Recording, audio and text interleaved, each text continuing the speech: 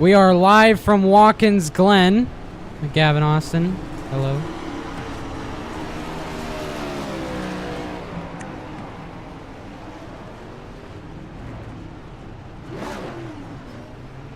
Yeah, I am too. Excuse me for a moment.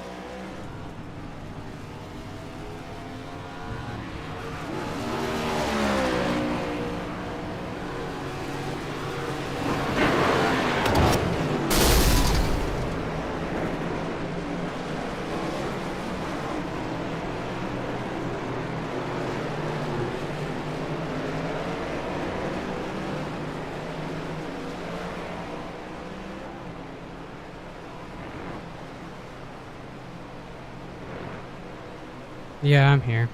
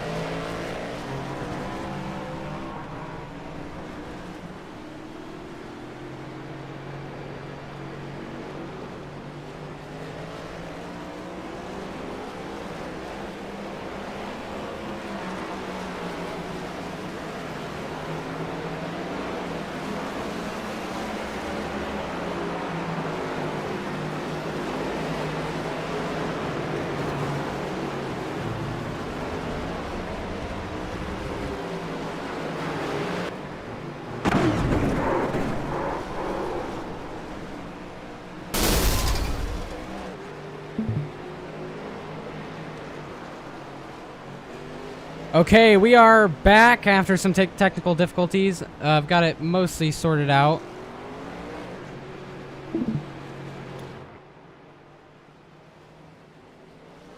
So we're excited. We're gonna get some racing here at Watkins Glen.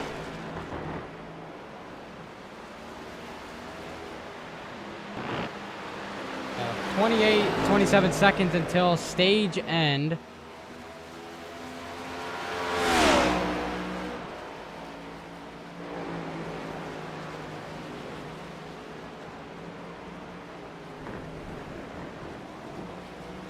Yeah, but we're back. We're getting ready.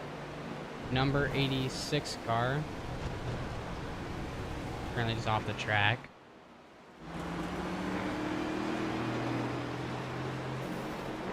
A couple others just trying to set down the last seconds of practice, trying to get anything they can with the car. And Austin is going to go in the grass. All right, well, it's qualifying time. Top of the board was Thomas Wolfe with a 110.796. So we're going to ride on board with him for qualifying.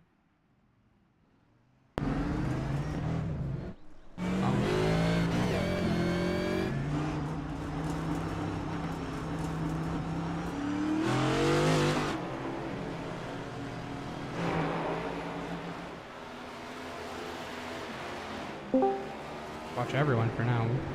We're going to. Well, here he is right here. The man right here.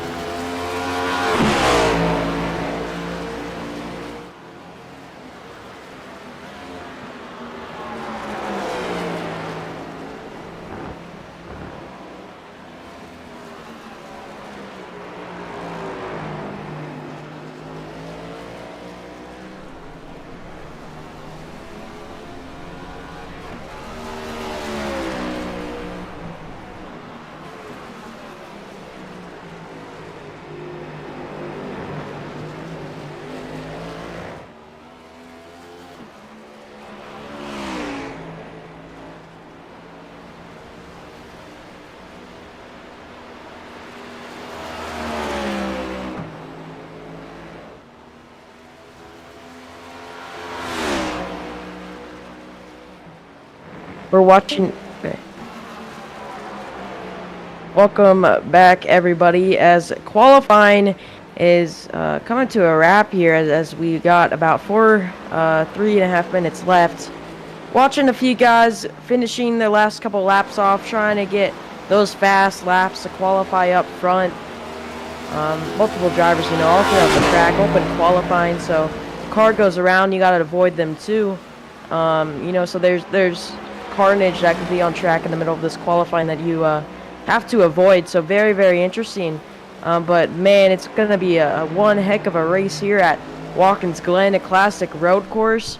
In these beautiful next-gen cars. We saw this last weekend in the NASCAR Cup Series, that last lap pass by Chris Buescher out of the bus stop, securing him the win over SVG. So I think tonight we could see something exactly like that. We'll see a lot of moves throughout these corners and even entering the bus stop. So very, very exciting, very interesting, and man, I just can't wait for this race to start. It's a lot of drivers looking forward for this race, and it's getting ready to start real soon. Yeah, definitely going to be an exciting one. There's been a lot of iconic finishes here at Watkins Glen. When I can think of Brad Keselowski, Marcos Ambrose. Then obviously I think SVG versus Chris Buescher was a big shocker. He make a mistake at the bus stop, and that cost it on the last lap. So we could see a lot of events unfold. It could be a wreck fest. It could be a dramatic race. It could be a long race. It could be a strategy race. It's just we're going to have to all find out after qualifying. But currently, Wolfe was top of the board right now. I love IDK. I love when he says that. So I should mention that. He was top of the charts on the timing screen. He was top of the charts, but Zach Saunders is on the top right now. He is in first, but he's just sitting in pit road. He's confident in his race car, so he knows he doesn't need to go out. So apologize for the IDK reference, but I love that guy. Yeah, back to you. Well, multiple drivers still, again, finishing their laps. We got about nearly a minute left in qualifying, and, very, very interesting, like I said. All of these drivers out together competing for their laps. So we've seen a couple drivers go around throughout this qualifying session kind of interfering with others, not on purpose, but one driver makes a mistake in front of another, and that could mess up the driver behind them's lap. So very, very interesting.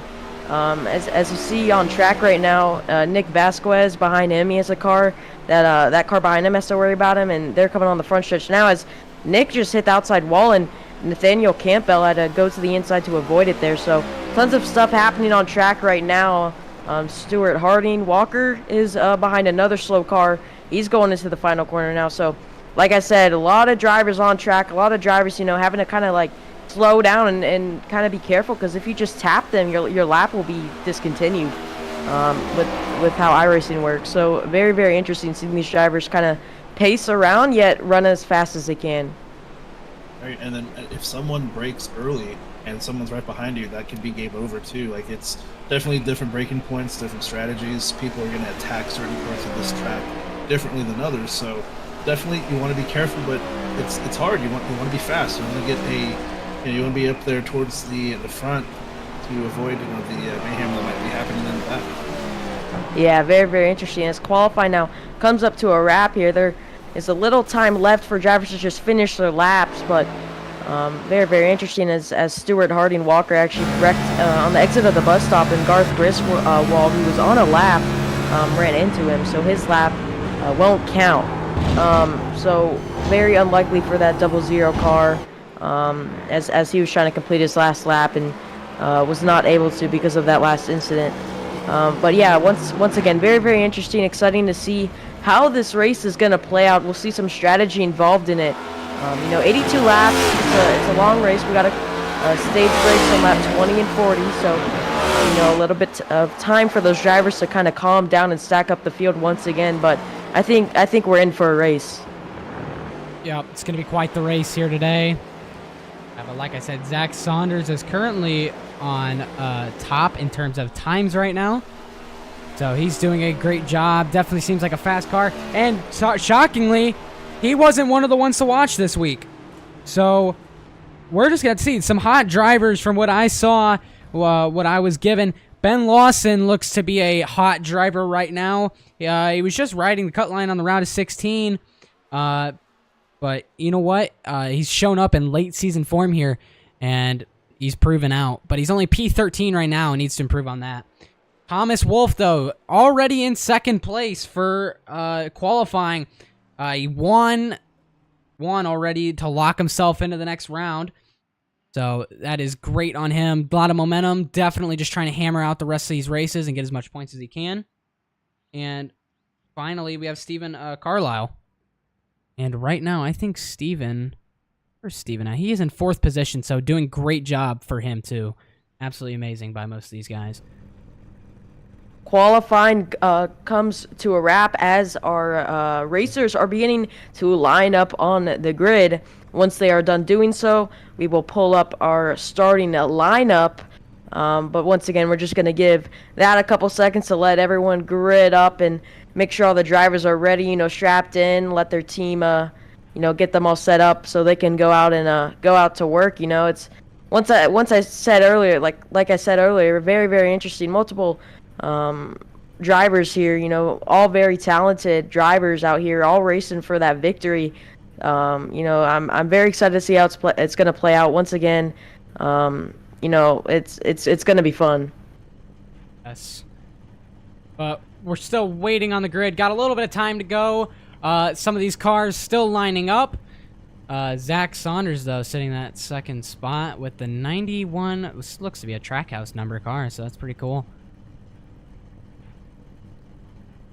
It was actually pretty fast. He won here last night in our Xfinity race, and he was fast. So I expect to see the same thing tonight from Zach Saunders for sure. I mean, there's a lot of there's some fast guys in this field for sure. I've definitely bet on that. Most of the front grid is readied up. Finally, you get your pole position sitter on the grid. That was not Zach Saunders, that was Wolfe. Apologies. But Zach Saunders was... I flip-flopped. I apologize. But the 94 is Zach Saunders. But he did win that race. And the 91... Oh, no, 91 was Saunders, because I forgot the inside line is... Am I correct on that? The inside line is pole position on Watkins Glen? Is that right? You're correct, Jacob. Okay. Inside lane is that pole position there. So yeah, he'll be starting up on that inside, heading into that turn 1 hard braking zone there. You're carrying so much speed, and with all those cars stacked up together during that restart, you're not only worrying about not running into the guy in front of you, but you also got to worry about the guy behind you. Make sure he steps on the brakes. Otherwise, he could pile into you and kind of cause a big, chain reaction to where, you get shoved into the person in front of him and so on forward. And, all these drivers really have to be careful of that. But minute and 20 seconds left in the grid. Last couple drivers still getting on the grid. Very, very exciting, very interesting. I'm excited to see how it's going to play out. Yeah, once they get rolling, we'll roll you through the grid. But man, look at all these cars. Massive field tonight. Massive, massive field. Gotta say that. Wow, this is certainly an impressive field.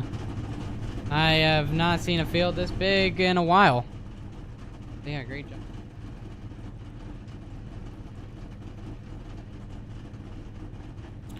So, do you have any early predictions as for what's going to happen? I'm looking at our pole sitter, Zach. I think, as long as he has a good start, which he's starting in that front row, no one in front of him. I think, he has a clean track ahead of him. I think we'll see him pull away pretty early on. Like Joe said, winner of the Xfinity race last night. I think we could see him up in victory lane if he doesn't mess up and doesn't get involved in anything. So I think he has a great shot at winning tonight. Certainly, but I'm looking at a guy right next to him. I mean, you can't count out anyone in the top 10. You really can't here at Watkins Glen, because some people, they like I've seen many people, they qualify terribly. But once they get in that race trim, it's just like it just comes natural to them. But as we're rolling on the grid, let's run you through it. So, starting on row number 1, in pole position, the number 91 car of Zach Saunders. After that, on his outside, it's going to be the 94 of Thomas Wolfe.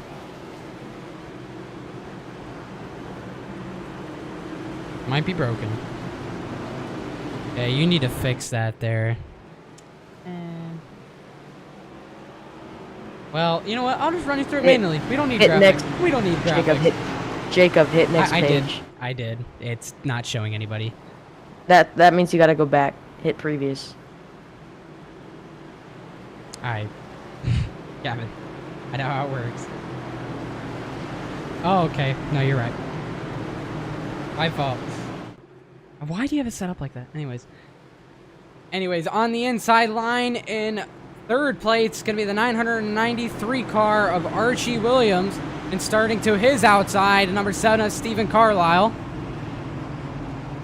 Take it on. You got this.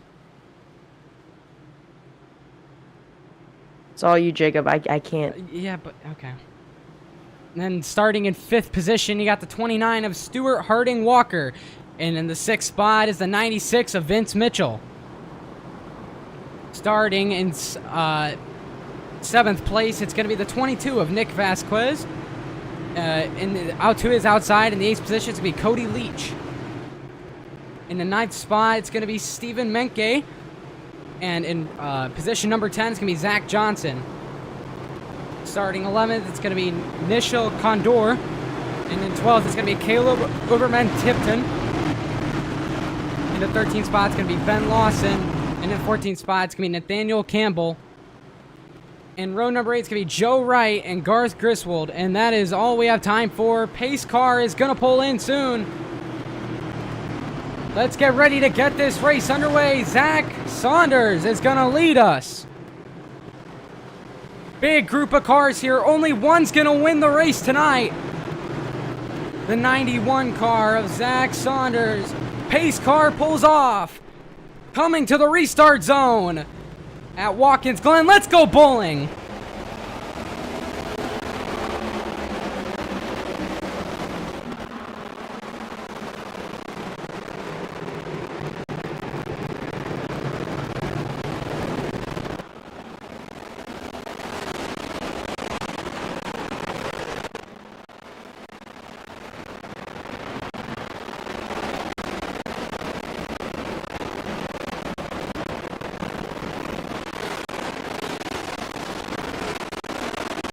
Zach with a huge start. You see him took the lead with a huge jump, going into the bus stop now, running that lane perfectly.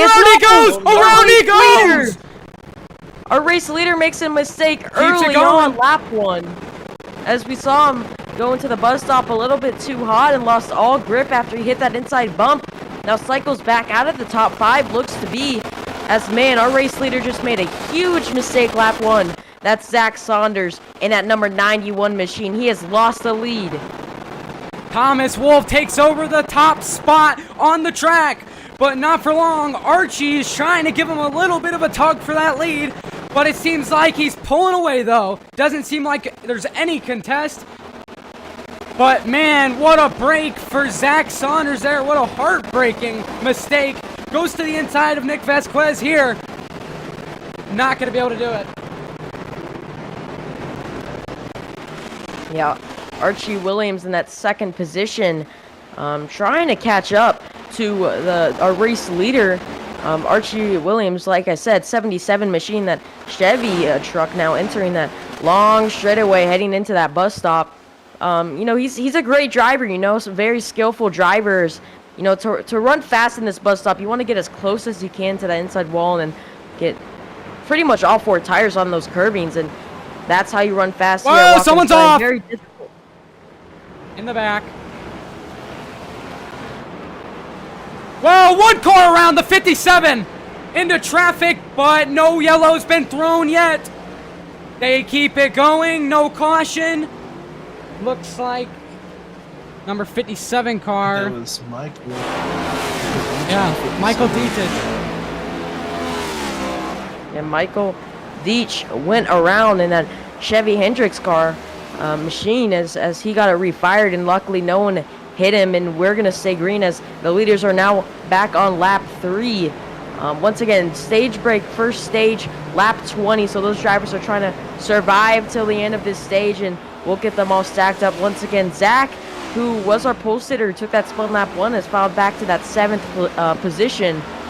You know, not the start he wanted, but luckily 82 laps here, long race, he can still come back. I would not call him out of this any bit, as he's still really fast and definitely can make his way back up to the front, no doubt about it. Absolutely, still plenty of time, and he's got a fast car, so he did a great job just gathering himself back up, and you know, it's back to the task at hand. It's just, I think he's going to move through the field pretty quick. You know, like you said, you know, his first stage is lap 20, so plenty of time here for him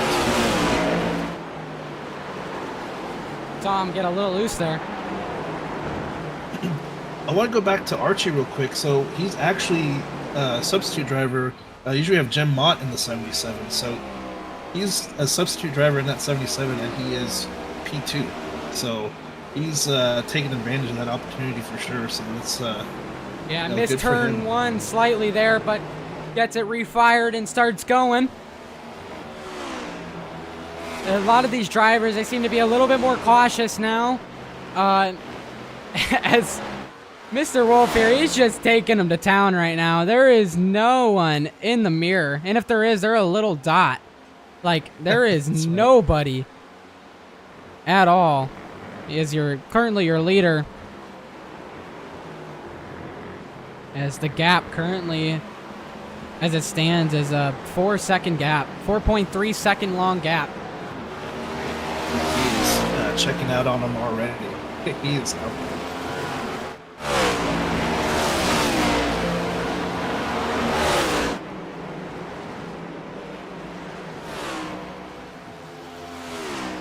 Yeah, I'd like to talk about that. There is barely any track limits here. On iRace, so obviously, there's a limit to track limits.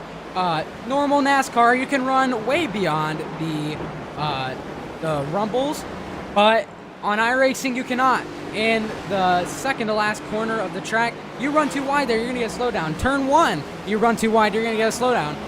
The only corner where you can really execute a runoff is the corner right after the carousel. So yeah, and they got to be mindful of that. Yeah, they got to be mindful of that too. They get a run and go too high in that first turn, and then all of a sudden they're going to have to yield to give that time back that they gained off that corner. So it's something that I'm sure is on their mind as they're sailing through the bus stop here. The way they take the bus stop is just so smooth, just complete pros. But now that we're getting a little bit spread out, I'd like to go look back at what happened to Zach Saunders on lap number 1, because he just lost it. I don't know what happened there. I don't know if he got loose hitting one of those rumble strips. Maybe he wasn't anticipating it reacting the way it did. I'm not sure what happened. Yeah, we're gonna go to that.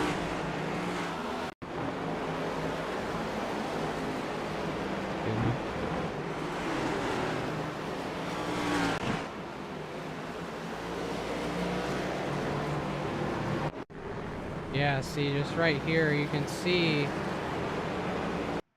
you just lost it. Didn't go back how I wanted to go back, but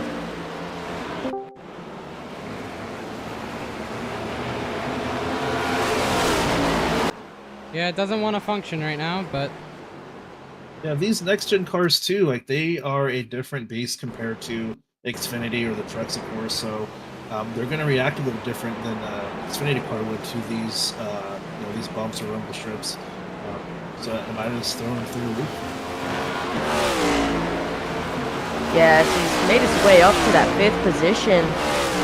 As we did see not too long ago, he was back in 7th, so already gaining his way back up through the field here on lap 6, coming to lap 7. So very, very interesting. Don't forget that stage yellow on lap 20 that will stack up the field once again. I think that will help him prevail just a little bit more, and he might be able to get back to the race lead here, as he's now trying to get up to that 4th position on the inside. Look at that, on the inside of the 7, trying to get there.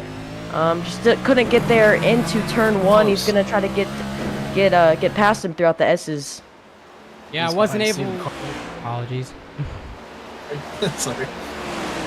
Yeah, wasn't quite able to get down on his inside into the position he wanted to make that leapfrog into the spot, but now he's right on his rear bumper coming into the bus stop. Might be able to make a move around here, around the final sections of this track in sector number 3. Choose a little bit of a more outside lane here, maybe get some runoff speed and capitalize it and pounce on the 7. You gotta be really careful entering that bus stop. One wrong move and that can send the car in front of you around and possibly yourself, as we saw earlier where he made that mistake, sending him around. So he wants to get around that 7 machine, but he wants to do it in a safe manner, safe way. Off track in front. One car in the wall off of the final corner. Looks like that's Stuart Harding Walker. Yeah, Stuart Harding Walker was towards the front. I believe he was running 3rd before he made that mistake in the number 29 machine. I believe he was right in front of the driver we were watching there. But so very interesting. That's really one of our top guys that we've seen. 7 in the wall. 91's gonna make an opportunity going around the outside into the bus stop. They're gonna be too wide. 7 might just back out. They're gonna enter the bus stop. Yes, he does. Zach Saunders hops into P number 3. Yeah, great pass by Zach. Took advantage of the 7's mistake and made it work, as he's now up to that 3rd position here at Watkins Glen. Man, what a pass, what a move. Now fighting even more to try to get up to that race lead, as he is moving here at Watkins Glen on lap 8. Yeah, you want to make up as much spots as you can before the stage break. Really going to need that to play out some strategy for later in this race, because it's a long one. You're just trying to make up all the spots you can and stick to your strategy. Yeah, very, very interesting. Coming on to lap 9 now, nearly halfway throughout the stage already. This race is going on by pretty quick at the moment. Green all the way so far, but I don't want to jinx it anytime soon, because we still have a lot of action on the track. Multiple drivers will spread out throughout the field, as you know, a lot of stuff is going on at once. You see Cody Leach in that 5th position, that 15 fifth third bank Ford machine. You see Chris Buescher, our winner here this week in the Cup Series, runs that paint. You know, a beautiful paint scheme, and he's definitely proven it well running that 5th position. Yeah, these Like, cars. Vince Mitchell in 6th place. Sorry, I didn't mean to interrupt you, but Vince Mitchell, No. you know, last week in Atlanta, he wrecked, and I think he was a couple laps down. Could never really recover from being down those laps, and he wants to show out tonight, get a solid finish, and maybe even a win. So someone to keep an eye on for sure. Yeah, definitely a driver to keep on in that number 96 Ford machine. Sorry, go ahead there, Jacob. Yeah, it's the Discord delay. Like, for some reason, I'll talk for like a second, and then I won't hear you like a second later. I'm like, okay. But, anyways, we got a little bit of a 3-car battle here, a little further back. Between Mott, Menke, and a couple others, 3-car in front of them. Ben Lawson. Playoff drivers.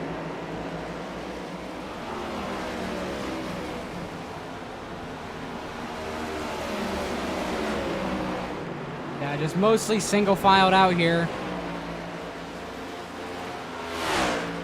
And Corey Mott's another one too that he got caught up in a wreck early on last week, so he's another one that wants a solid finish. And again, I know he's 15th right now, but he can be up there too. He was up there last night in the Xfinity race, so he is someone to watch out for as well. I mean, the whole field is stacked, really. I mean, there's a lot of great drivers here.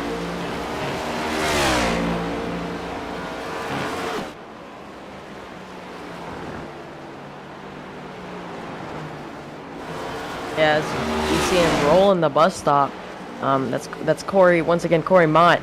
That Joe was just talking about, was running up front in the Xfinity race, and yeah, back in 15th at the moment, but definitely could be there at the end in that one Busch Light machine. As behind them we have really a 2-wide battle is between Garth Griswold, who's the 13th. He just had a car pass him on the inside. It looks on like kind of that long, just passed him out there. Yeah.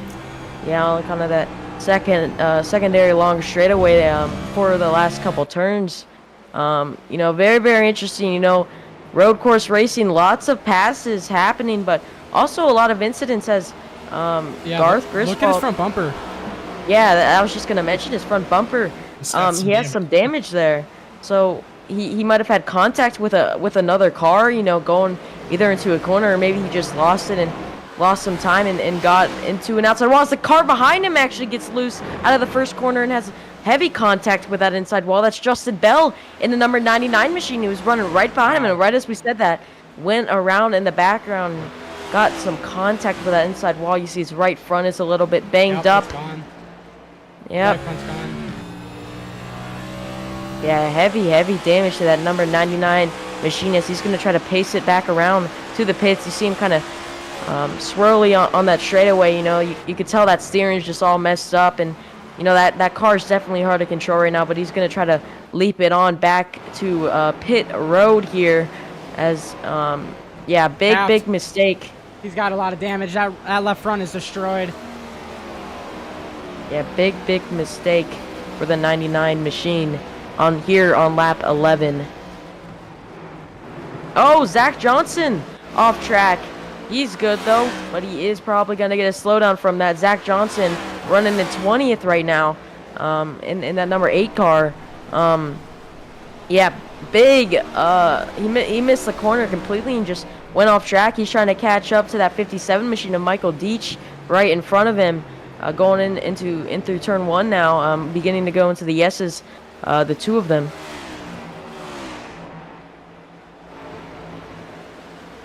Yeah, still up through the S's right now, chasing that 57 car. And then there's a big gap. Griswold right in front of them.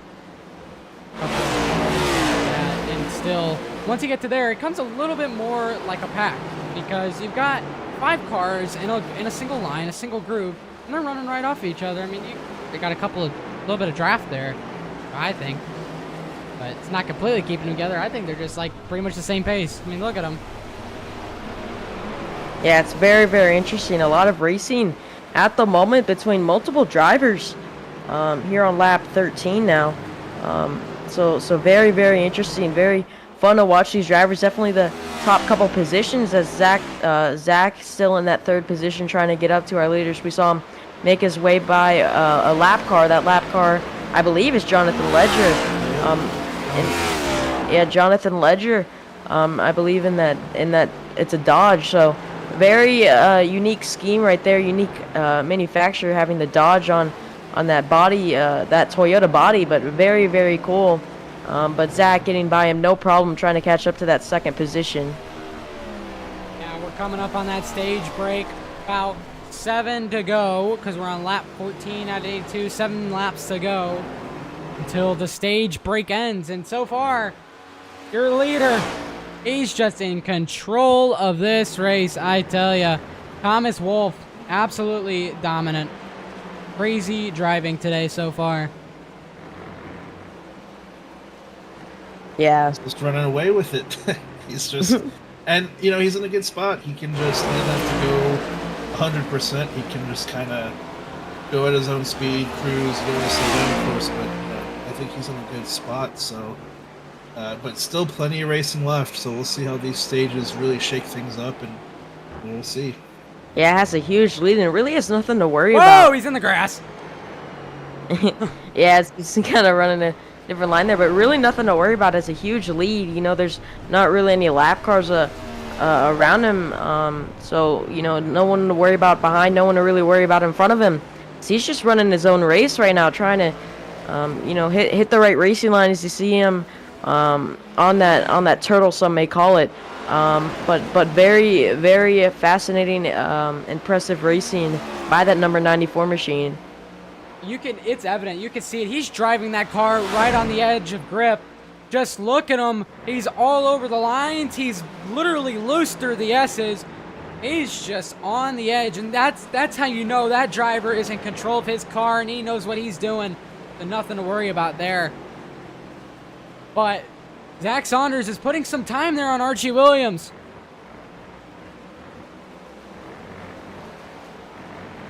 Yeah, that's our third place driver, who we saw was leading this race. Lap 1 made the mistake. Now trying to get up to that lead, and he's catching our second place driver pretty quick here. Second place driver Archie Williams, that number 77 Spire machine. Carson Hosevar's car that he runs in real life, and what a beautiful Gainbridge scheme here. Seeing it on track on the virtual in the virtual world is awesome to see Archie running that beautiful scheme. But Archie definitely worried about the driver behind him, who is pulling in pretty quick here, as Archie's had a great race so far running that second position. Yeah, Vince Mitchell almost just made a move there on the 15 machine there. Ford versus Ford. Almost made a move, but wasn't quite able to complete it. But he looks to regroup, and he's probably going to challenge him here once again. Yeah, beautiful schemes for the both of them. Once again, like Jacob just said, Fords battling each other out, manufactured teammates, but that doesn't mean anything on a track like Watkins Glen. As once again, stage break coming in pretty close here, as we got 5 laps to go until the stage break. Very, very interesting seeing how some of these drivers are racing. We haven't really seen too many mistakes besides the one our race leader made in the beginning, and then a couple of mistakes from some drivers in the back. But very clean racing so far, been green all the way, and it's been fun to call. Big jump from Zach Saunders on Archie Williams. Locks up the brakes a little bit, but he gained a lot of time out of that one. He's trying to do everything he can to get up to that second position. He wants it, and he wants it bad. As he tried to get the better exit there, didn't really prevail too much, but he's definitely the faster car, and he's looking to make the move anytime now. As you just see how much he's setting the vehicle. Has what a wide exit throughout that first corner there. Could potentially be an iRacing slowdown. Not sure as if they clear those, but 77 in the wall. Here he comes, down on the inside. He makes a move to the inside, coming into the bus stop. He's going to think better of it and back out with the 77. We saw him make the mistake earlier in the bus stop. He does not want that to happen again after he's made all this progress, getting his way back up for the chance to get in the second position. So he is going to think smarter of it and try to wait for another opportunity to pass the 77, which time will come real soon, because he is flying right now compared to the car in front of him. Yeah, he just seems so much more in control under the braking. And I don't mean in The control. 77's Whoa, wide. he went wide. I don't mean in control as he's in control under braking. He's loose, but he is gaining a lot of times in control of his car. He has to sends it down run. the inside. He has the run. He's looking to the inside of the 77. He's there. 77 breaks a little bit early as they're side by side entering turn 1 here. The 91 on the inside. Inside prevails as he's going to clear the 77 for that second position. 91 back up to the front 2 here, as now he's focused on catching the race leader, who is multiple seconds ahead, but he is running faster laps at the moment. I just don't think there's enough time with the stage break coming in 3 laps. Yeah, not enough. He is way, way ahead outside of the bus stop, out of the carousel by now. A lot of lap traffic, but I don't think it'll be enough to upset him. Yes, Thomas, way ahead coming to that last couple corners here, but he does have, like Jacob said, some lap traffic in front of him. One of those cars is the 00, who we saw, we didn't really see his mistake, but we saw that heavy front end damage he has on that machine. He's excited for that stage break to come out, but for him to really prevail with that stage break, he needs to fight for this lead, to stay on this lead lap with 2 laps to go, as the admins have now closed the pit entrances, as once again 2 laps to go left in this stage. That 00 is going to do everything he can to try to stay in front of our race leader right behind him. Yeah, I gotta try and stay on the lead lap. Being on the lead lap on a road course is vital. It's not like an oval where you could spring a couple cautions in a row. He dives down the inside. He's gonna go back. It's not like an oval where you can just spring across a couple cautions, get your laps back like that. No, here, if you go a lap down, you're in trouble. You got guys that are a lap down in front of you, you're in trouble. You have to keep on pace with those guys that are in front of you that are a lap down, and that can be hard to do on a road course. Yeah, the 00 ends up going a lap down now, but the 94, our race leader, has another lap car to pass right in front of him. I'm not exactly sure who that is. Can't get the name for you guys right at this moment. It is the 5 machine of Alan Phillips. Alan Phillips running 16th at the moment, fighting it to stay on that lead lap, just like the 00 did, as the stage yellow is going to get ready to come out here in just a quick second, as the 94 is looking to his inside. So the yellow will come out next time at the line, as we are now on lap 20 here, as the 94 machine successfully passes him on the inside. Now just going through the S's and racing his race, waiting for that yellow to come out. Yeah, that 00 and 5, though, they're going to be putting on the chase with each other, because you got to see who's going to be the lucky dog. Yeah, they're both fighting for that lucky dog position here, as the 00 of Garth Griswold going in to the bus stop here behind the 5 machine. You see him kind of back it up just a little bit, trying to get the run on exit, but goes really wide, and that's going to lose him a little bit of time, but he's there. Yeah. He's close. He has the shot to do it if he doesn't mess up here, coming out of that long right hand turn, onto that front stretch, as you see the 5 go really wide, trying to carry as much speed as he can, and the 00 will have these last couple shots to try to get by the 5 these last couple corners. Wow. It's not going to happen this corner. Well, the 94, I don't know. Thomas Wolfe, out of the final corner at Watkins Glen, dominates stage number 1, coming across the line to get that green and checkered flag. He wins stage number 1 in the fight. The 5 gets the lucky dog, and the 00 is going to have to wait another caution. Yeah, 00 though, if he stays out, everyone in front of him is going to pit for some fuel and tires. He'll be able to get his lap back, but it's going to be hard for him to get around the track and take some more fuel and tires during that time. But he still has the shot to get on the lead lap here, as long as nothing really goes on. But once again, Thomas Wolfe, our stage winner here for stage 1 at Watkins Glen, as once again yellow is out. Leaders, our drivers, will start to come down on to pit road, trying to take fuel and tires. Very, very interesting so far. Thomas Wolfe dominated stage 1, just like Jacob said. A very well performed performance right there. Yeah, that was a great first stage, and shout out to Archie. Like he's filling in for Jim Mott, and he's doing really good too. So, but Zach Saunders, he is a man on a mission. So we'll definitely see how stage 2 plays out. Yeah, it's definitely going to be very interesting to see all these cars back together, stacked up, going into turn 1. Luckily on the first lap, really didn't see any carnage or anyone go around, which was very nice. It's very hard for all these drivers to carry as much speed as they're going on that front stretch and to slow down in time to make that turn. Definitely when they're 2, maybe 3, maybe 4 wide when the restart goes out, depending how these drivers starts go, and if they can get the launch right on time. It's very interesting, but we're going to go take a look and see if Thomas is going to bring it on to pit road and take some tires and fuel here, as it looks to be what he will do, as yes, he is coming down onto pit road to take 4 tires and fuel, just to feel a little bit safe. Pushing that car to the limits, like Jacob said. He was, sideways, but still in control of that car, running as fast as he could, and a great performance by him. Yeah, on pit road right now, we're going to see a couple of these guys. See who's going to get off first, see who's going to get off second, and vice versa. Yeah, as you see the 94 roll in, there's the 91 right in front of him, our pole sitter, who I believe ended up finishing 3rd, maybe 2nd. He did make the pass for 2nd, finished 2nd in that stage. We see him taking 4 tires as well. But very, very interesting so far, as he's going to now race off pit road. Thomas Wolfe, though, wins the race off of pit road. So he will be starting that number 1 position. On his outside will be the 91 machine. So he will be starting on the front row once again. Couple cars staying out to try to get back on the lead lap. Couple cars still in pit road taking damage.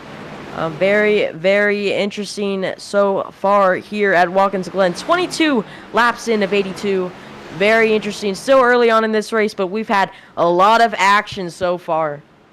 Yeah, certainly. So now with this new restart, is this caution going to cause more cautions? Because I feel like with that Zach Saunders incident there at the race start, he's rebounded. He's not going to make that mistake again. But now you've got these other drivers in the seat he was in. So you got to think here, what's going to happen? You got all these guys grouped up once again. Is chaos going to break loose, or are these guys going to keep it home safe? I think we're going to see some chaos. I was really surprised too. Stage 1, everyone kept it respectful. Didn't see any issues. I think stage 2, I think we'll see a different animal here. But hey, who knows? Maybe we won't. Maybe we'll see another repeat of the start there. So, but I think we're in store for some interesting stuff. We'll see what happens here.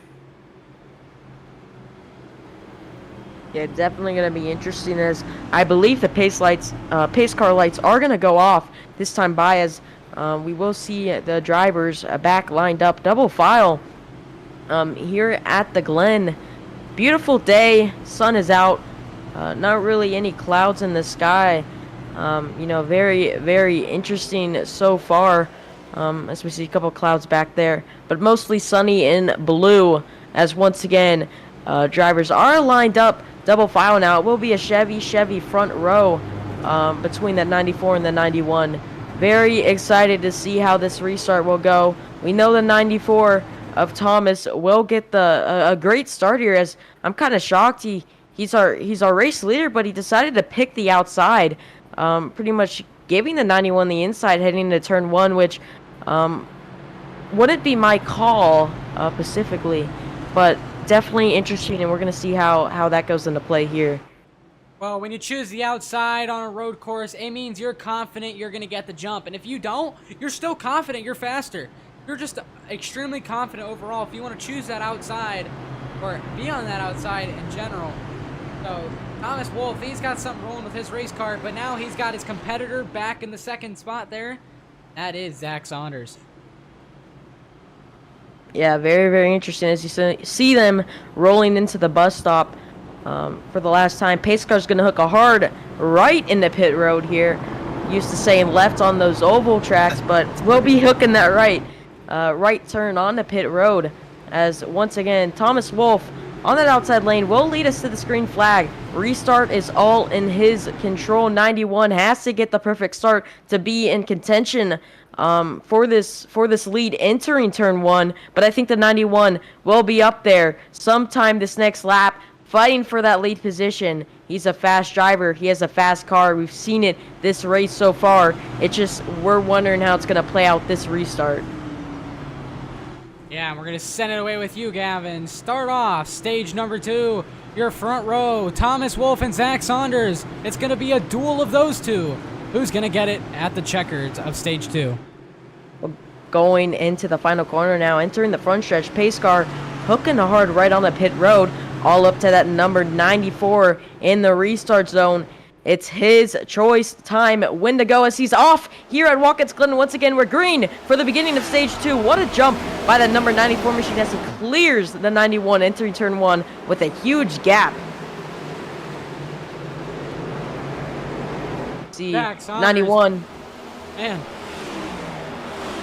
He's there. He's coming in fast as he's sliding. He's pushing that car to the limits. Yeah, he's pushing it. Yeah, he's pushing that car to its limits as he's sliding now. Entering the bus stop, made that mistake the first lap. He's got to take it easy here. 94 really fast, but so is he. But he just has to take it easy and try not to be too aggressive.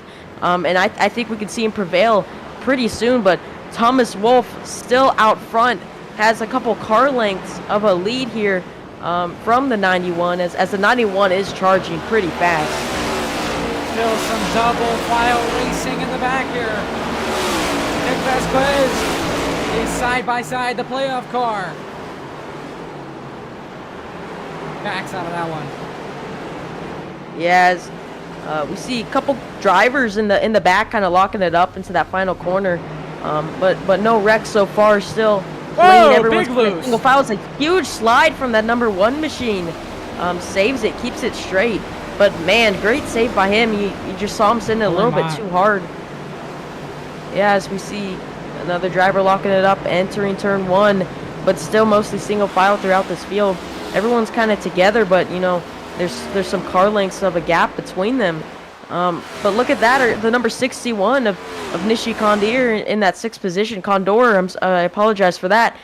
He's reeling in the 15, fast entering the bus stop, trying to get up to that top 5 position. He wants to be in that top 5. He's a fast driver. I think he can do it. Yeah, trying to catch Cody Leach right now in that 5th spot, trying to get on the 5th place. Top 5 here. Top 5 would be a great motivation boost, especially for a non-playoff driver. Those yellow banners signify you are a playoff driver, and these cars that are not in the playoffs are going to be a little more lenient towards them. But if there's an opportunity for a win, they're going to go for it. I mean, example, you know, 2 non-playoff cars Sunday on NASCAR is one is in the grass, not grass, in the dirt in the back. Not pinpoint who that is, and that was the number 88. Yeah, very, very interesting. As Tyler he's Bellinger.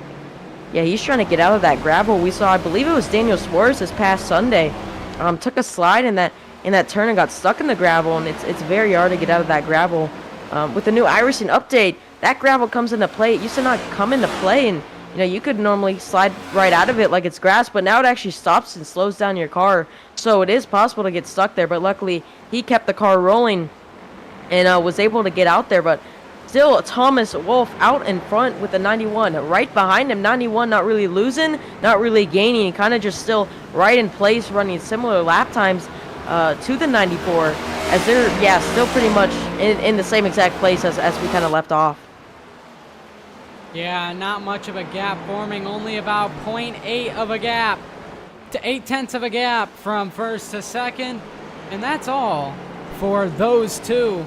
Still some good battling behind. Condor still trying to catch the number 15 car of Cody Leach right now, but he was really loose, and he's in the grass. He's in the grass, yeah. That's in the a new grass. line. Trying to use as much of this track as he can, as now entering turn 1. You just see his brake rotors light. They're lit up right now with the bright red and orange color. I don't know. We saw in turn 1 there for a quick second. Just shows how much of the brakes they're using on these next gen cars, entering these corners as fast as they can. But he's trying to get up to that 15 here on lap 27 of 82.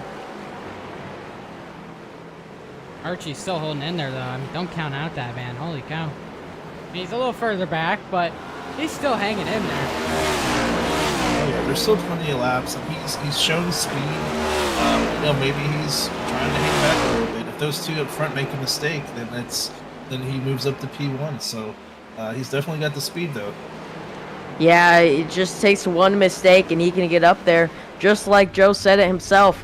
You know, he's not out of it at all. Also, he still have that stage break in a little bit over 10 laps here. So he still has a lot of time in this race. As still we have a little 3-car battle back here for 7th between Nick Vasquez and that Ford machine and a couple Fords behind him. Very, very interesting watching these. There's Joe right behind him, the number 37, and as now he has a car on his outside going into the S's as the 6 kind of backs out. That's Steven Menke backs out just a little bit. Yeah, he's got speed. Yeah, he has the speed going onto the straightaway, as I don't know if he's going to take it. The 37 kind of pulls away just a tiny bit. Going into the bus stop now, though. He's still there on his rear bumper. Locked up the brakes.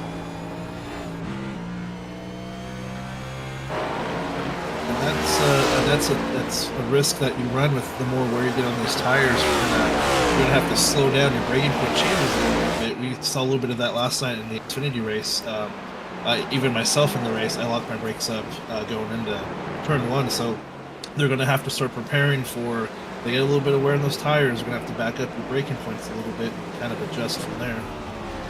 Condor finally into the 5th spot, makes a move on Cody Leach, and might have actually been a mistake from Cody Leach, but nonetheless, he's gotten himself into the 5th position now.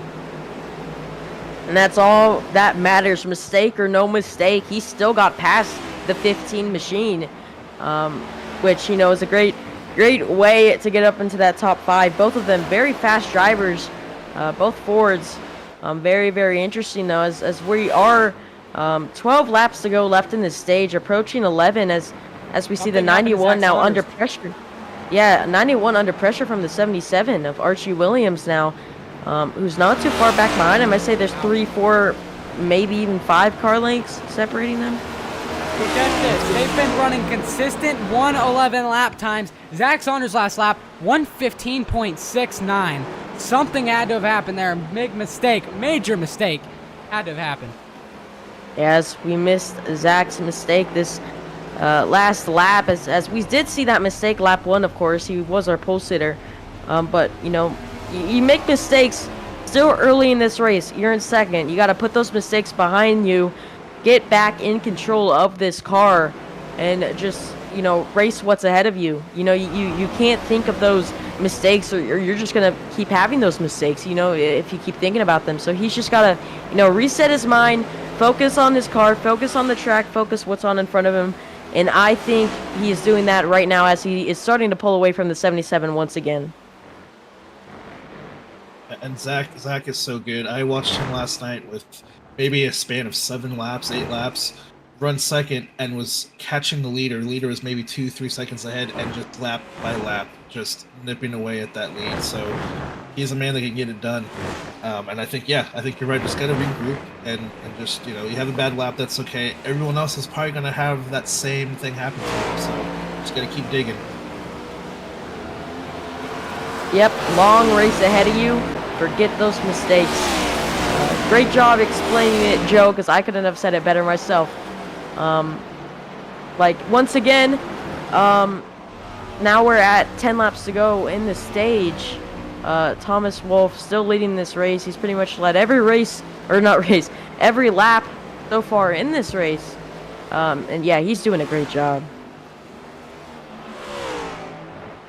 And not much battles here, but no, we do have a somewhat close battle still. It's still Stephen Menke and Joe Wright and Nick Vasquez. Still, those 3 are still in a bunch. Those 3 are glued together right now. They are close. Look at that 4th car in the back, not too far behind them too, trying to get up in all that action. Walker. Yeah, running that 10th position. He's up there. He has the shot to get up in that battle. He wants it, and he's close as we see 2 wide action behind Stewart going into the bus stop. Joe Wright, amazing bus stop. Gained a lot of time on Nick Vasquez, and Nick Vasquez, he is coming out of the bus stop, a little higher exit, especially with those worn rear tires. That may just be the way to do it. Good Stewart, he's closing in on Stephen Menke. He is there. Wow, 4th position, 4-car battle. Here comes Stuart Harding Walker on the rear bumper of the 6th machine of Stephen Menke. I think Joe Wright was trying to peek a little bit with Nick Vasquez, but he tucks it back in. Oh, and Stewart looks like he was thinking about going too wide there.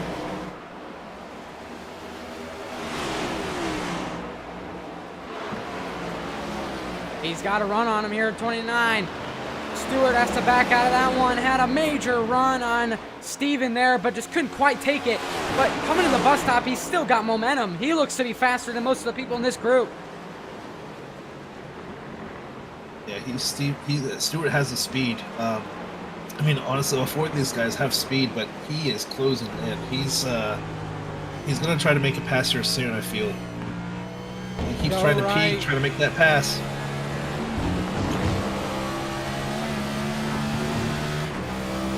Yeah, he has the speed to do it. He just has to think when's the smart time. He's taking that shot now. Yeah, on the inside of the 6 now. As the 6 is really wide. He's going to end up clearing the 6. Yeah. Go right now, trying. Whoa, 6 around in the back. Stephen Menke's around. Huge hit in the outside wall. No caution, no debris, no nothing. We keep it green. Looks to be some damage on that number 6 machine. Huge hit for Steven. Man, this early on, lap 33, luckily still has a stage break to try to fix some of that damage, but man, his race kind of just went up in smoke there out of the last corner. Luckily, I don't see too much damage on that Ford machine, but he definitely feels some damage internally and with that with how that car is handling at the moment. Yeah, these He did a cars. good job gathering it back up, so that could have been bad. We're still watching these two trying to capitalize on their mistake. Here he comes, down on the inside of Joe Wright. Still, he's got room, looking to take second place. This has been the prime spot for passing. He breaks later, pinches him down, tries to keep him off. Coming to the final corner. Stuart Harding Walker still side by side with the 37. Joe Wright putting up a fight. Still sending it down into turn 1. 37, a little tight. Blocks up the brakes. 29, 37, sorting it out door to door, trying to bounce off one another. Close quarters racing. The 29 free into the 8th position. Stuart Harding Walker passes Joe Wright. Now his next target is Nick Vasquez. Stewart wants that. He's fast and he's showing it right now in that number 29 machine. Man, he's just watching it in these last couple of laps. Man, that's entertaining driving from that 29 machine, and he's on. He's looking for that car in front of him as he's catching him pretty quick here.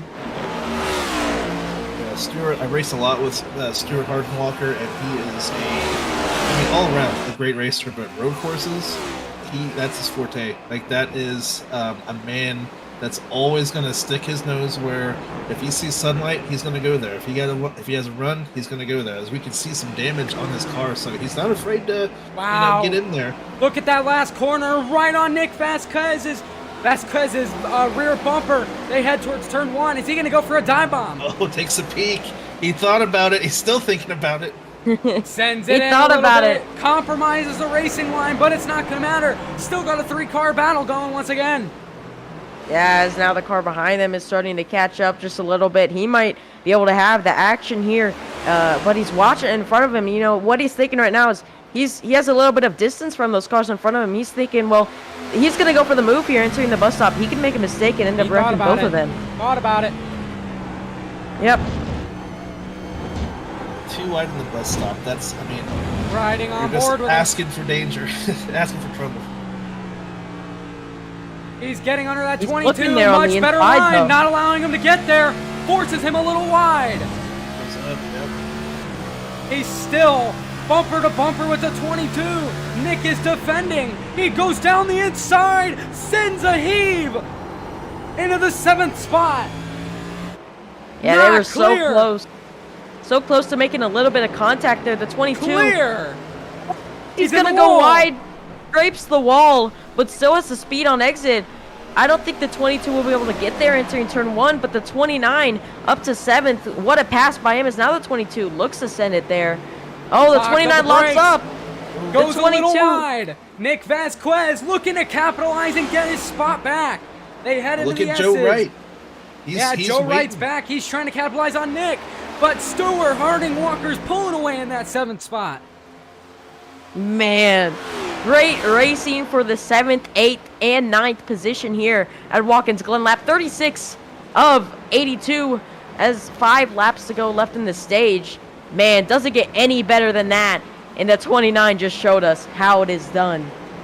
Yeah, takes a 3 sweep here, moves up 3 spots. Was really underlooked.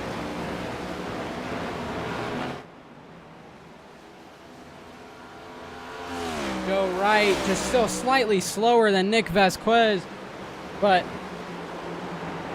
Vasquez, one of them, but Nick Vasquez right now is getting hunted by the 37 of Joe Wright. Just look at him. He's hungry. He's chomping on that rear bumper already. Yeah, like he's thinking about peeking. He peeks. Let's see what happens here. He's going to outbreak him. he sends it. He sends is. it down the inside. They're Watch both- this. Slide job. Slide job on a road Slide course. job. Not going to work. Wow, that I've never seen that. But man, he tried to get it to work.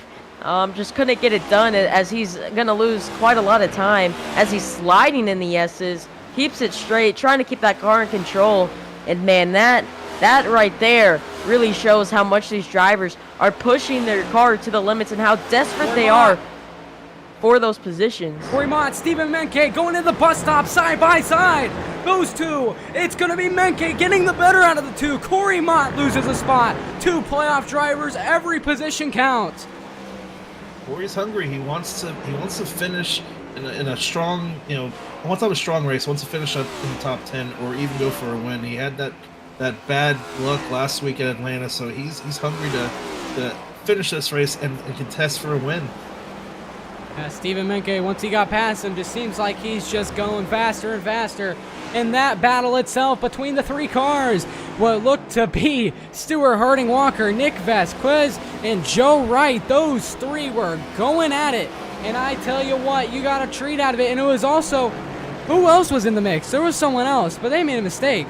Who was it?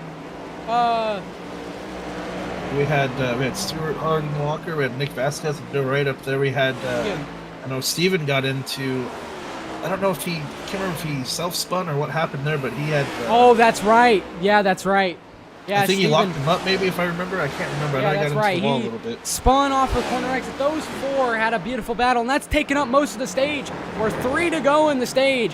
Leader is actually already on 2 to go for the stage as he enters turn number 1.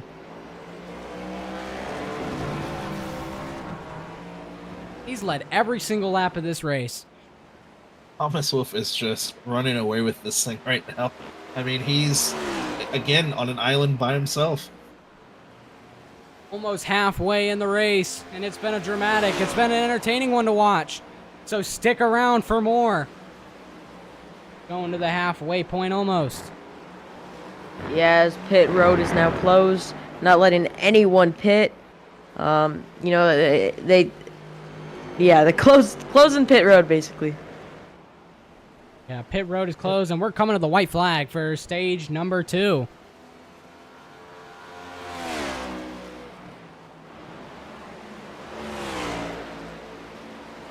Ben Lawson, he's caught Joe Wright. He's coming.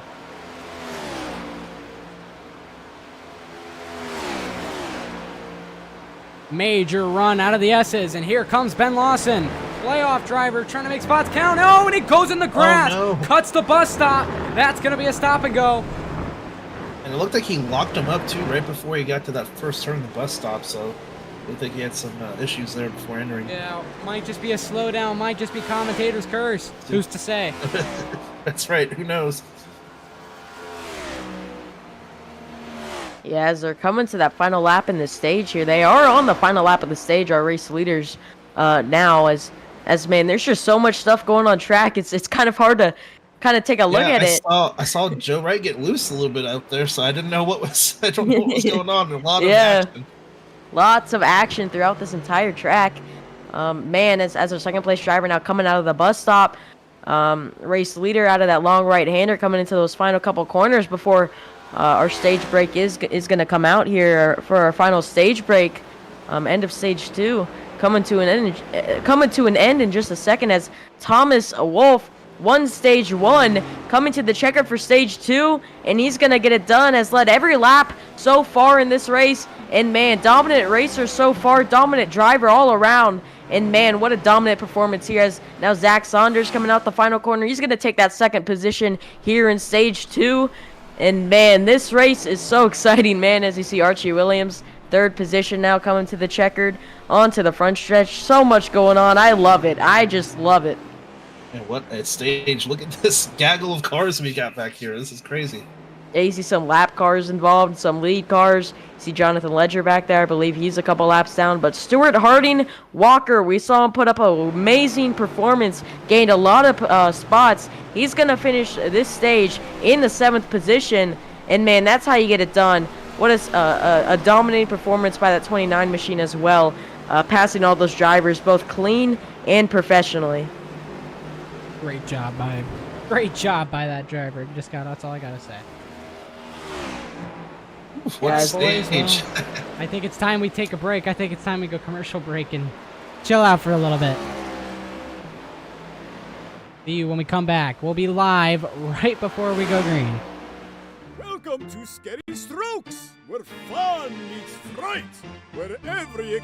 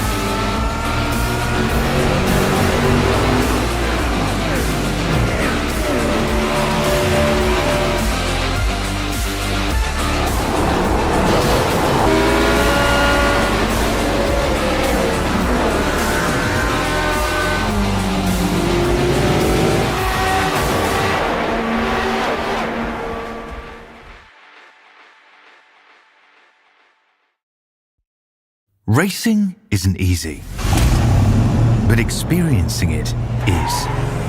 iRacing puts you in the driver's seat with the industry's leading sim racing game. Drive on laser scan replicas of the greatest racing circuits from around the world. Go head to head against other drivers chosen by skill-based matchmaking to ensure competitive racing at every level. Compete across all your favorite series. In officially licensed cars, engineered to deliver the most accurate driving experience possible.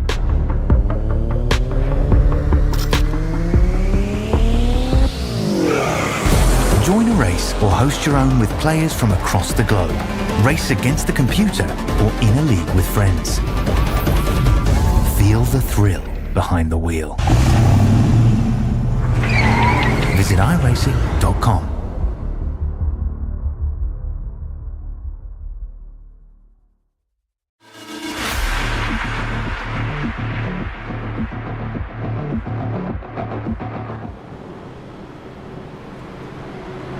Back live on the track. Thomas Wolfe came out of pit road first. So did Zach Saunders, came out second.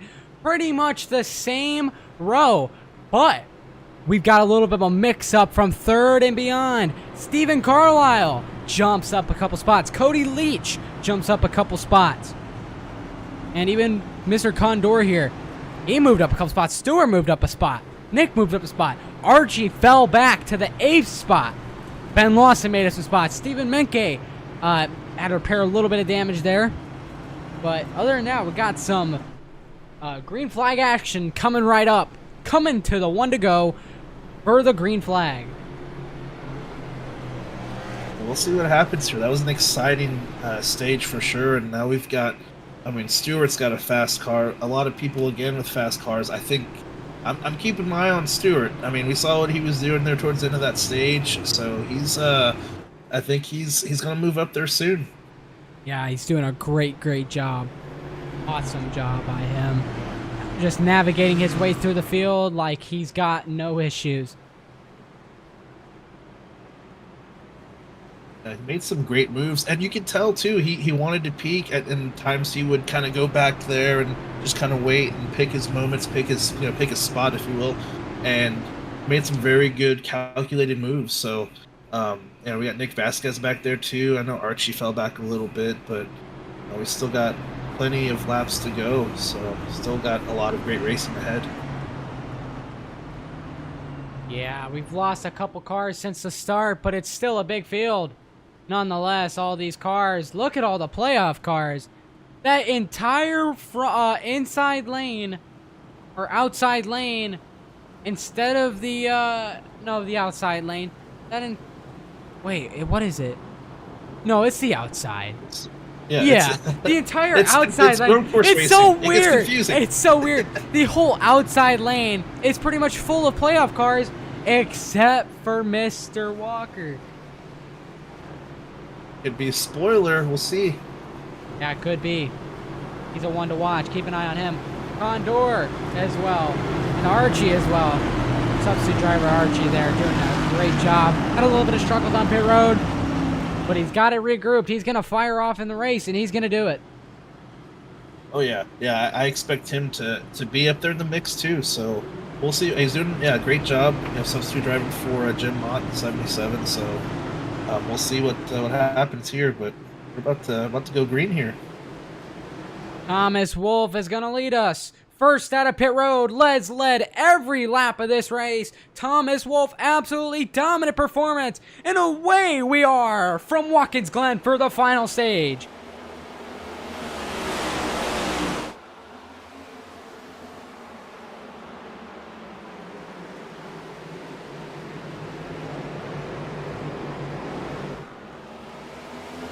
Zach Saunders racing with Thomas Wolfe down through the S's.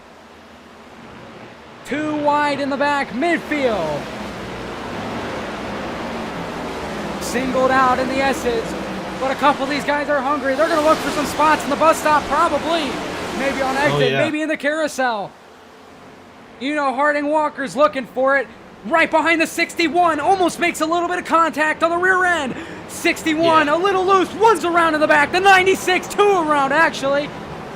The 37 car, and it's going to be the 96 car of Mitchell. Those two sit in the back. Unfortunate. 37, Joe Wright was in the battle earlier. Put himself in bad position. There he goes.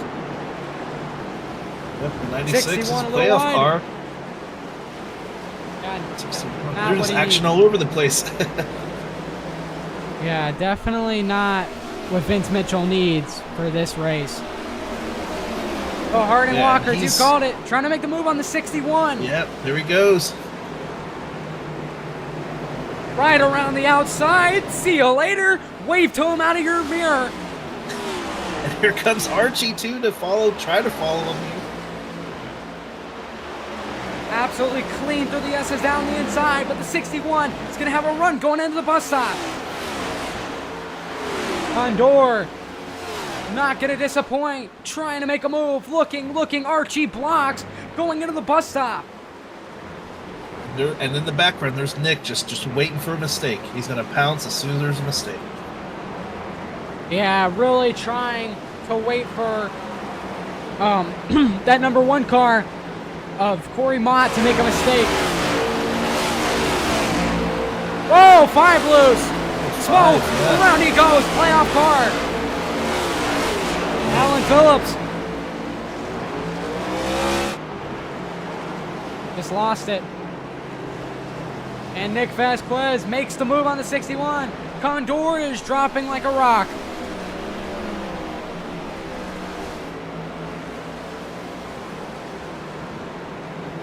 But in other times here, Stuart Harding Walker's making some ground up on Stephen Carlisle here. Yep, he's fast, man. He's catching them. He's up to 5th.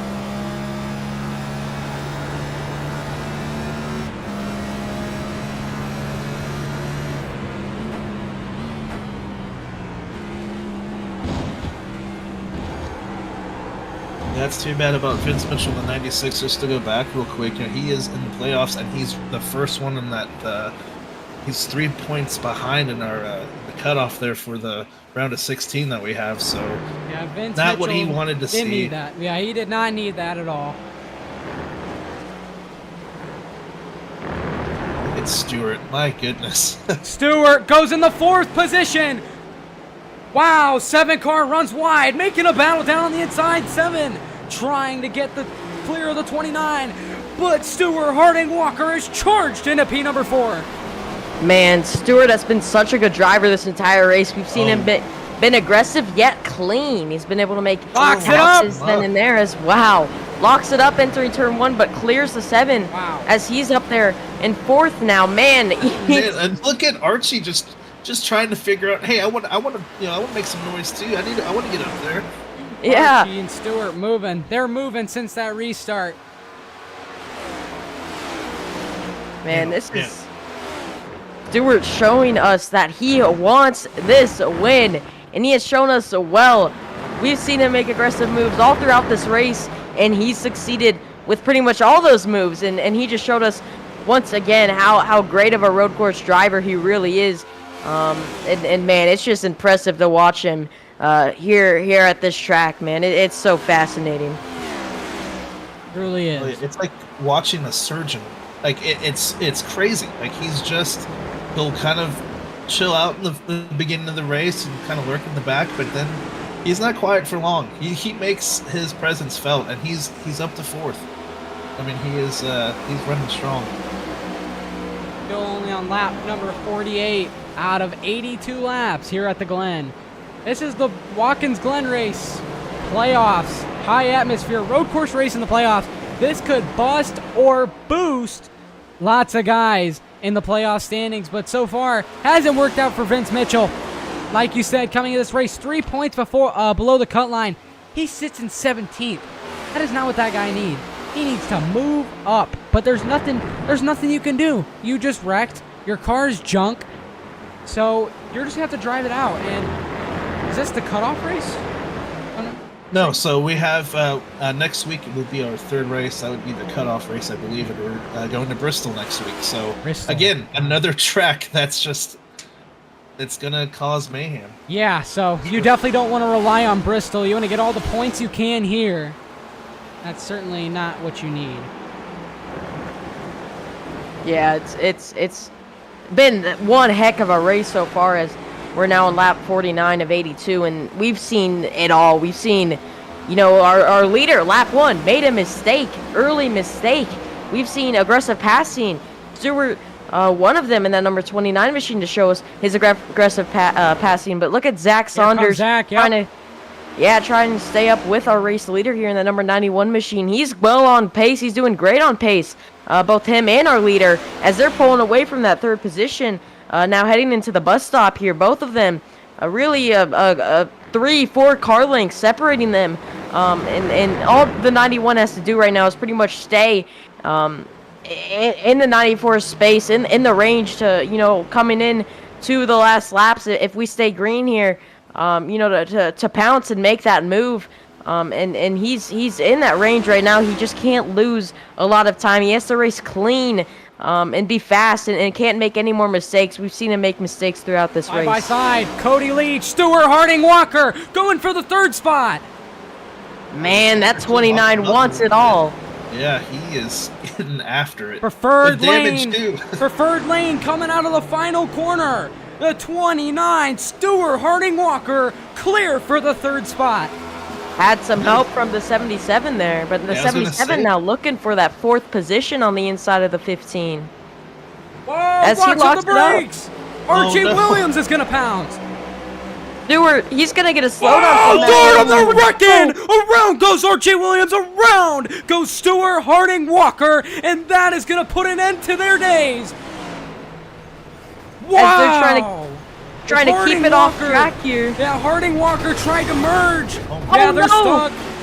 Yeah, that Harding might bring Walker- out a yellow. They're stuck on track. That Harding might bring out a Walker yellow. Tried to merge back on the track and it didn't work. No 77 toes. Stewart stays on track, but man, you just see his heavy damage as you see that right front wheel facing to the right, and he's just going straight. That really shows how much damage he has, and you could just tell with how much he's wiggling right now. You know that car is hard to keep in control, and man, such a good race. Was up to 3rd and was just being a little bit too aggressive there here on lap 50, and ended up going around and man, just not how you wanted that to go with how well he was, and man, his race just went up in Came smoke. down into the track and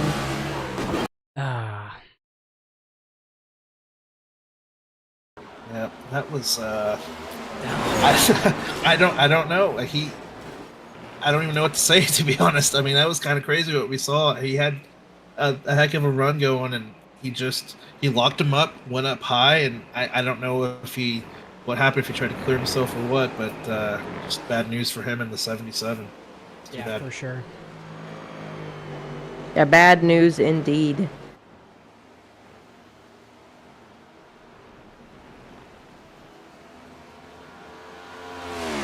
Yeah, that just kind of changed up everything. I mean, he was the one moving. He was going fast. I mean, fast working around those cars, and yeah, it just sucks to see a skillful driver like that, go around and ending his day. But not only did it end his day, but it also ended the 77's day, who was having a great day. Running third all race long, and now he's out of the race, and it just sucks to be involved in a wreck like that. Two fast drivers. It's just awful to see that happen here, as we have some cars side by side in the final corner between the 1 and the 61, as they're side by side now on the front stretch. Yeah. Mott loses a spot. Condor is gonna take over the 8th spot. Yeah, he made that outside lane work, and now taking up that spot. He side by locks it side. up. Oh no! The We one- just saw this. We just saw this, and it did not end well, but looks like it is gonna end well. I mean, not for the 61 after gaining that spot and losing it. He's back right where he was, and the 1 now by him, and now the 61's under pressure from the 69 behind him. So one mistake, and you see that he lost a position and might lose 2 here.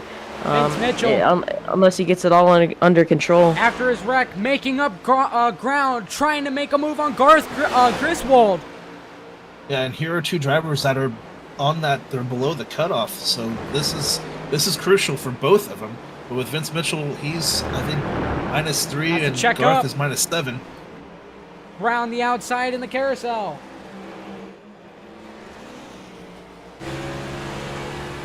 There's just so Vince much Mitchell. going on. Yeah, it's overtook him out of that corner. Great exit. See if Garth has anything for him here.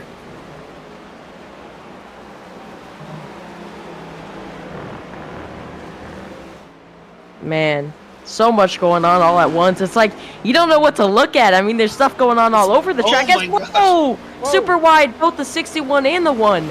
Super wide, both missed the corner.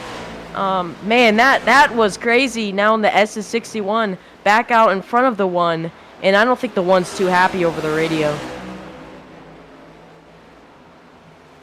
Oh man, there's gonna Yeah, be. we see- We already know there's gonna be a fight in the garage after this one. Do we really need another one? We see Corey Mott here, and I know I think Tipton might be some laps down. I'm not sure, but he's back there with Corey as well. But not sure if he's be a lap down. I'm not sure. We might just see Jeff Gordon and Clint Boyer run into each other's hollers. You know what I mean? Oh man. Then the crews Yeah, are gonna it's pile in. fif- It's gonna brawl. 15 are third place drivers down pit road. Cody Leach, our first person to really Leach bring it down on strategy. pit road now. Yeah, pit road strategy. No one's good on fuel. He decides to take the early pit stop here to try to try to get as much time as he can. We see it's definitely going to be interesting to see how this is going to play out for the 15 with the early pit stop. Now we know that this really is the limit on lap 54 where you can be good on fuel. So I'm not going to be surprised if we see our race leader, second place driver pit very soon here, and so on. And, all those other cars pit very soon here. Yeah, we'll see if the 15. I mean, if I'm driving and someone's pitting, I don't want to stay out there too long because here at this road course, I mean, it's like minute 12 a lap. So, do you stay out? Do you go ahead and pit because the first person hits? Like, it's kind of a strategic thing here. It's a little different on a road course than we're used to seeing on a traditional oval. Yeah, it's definitely different. Man, and Thomas Wolfe is just pulling away from the second place driver now in that number 94 machine. You know what? Let's just let's ride on board with him and see what he's doing, because he's just separating himself from Zach like there's no issue.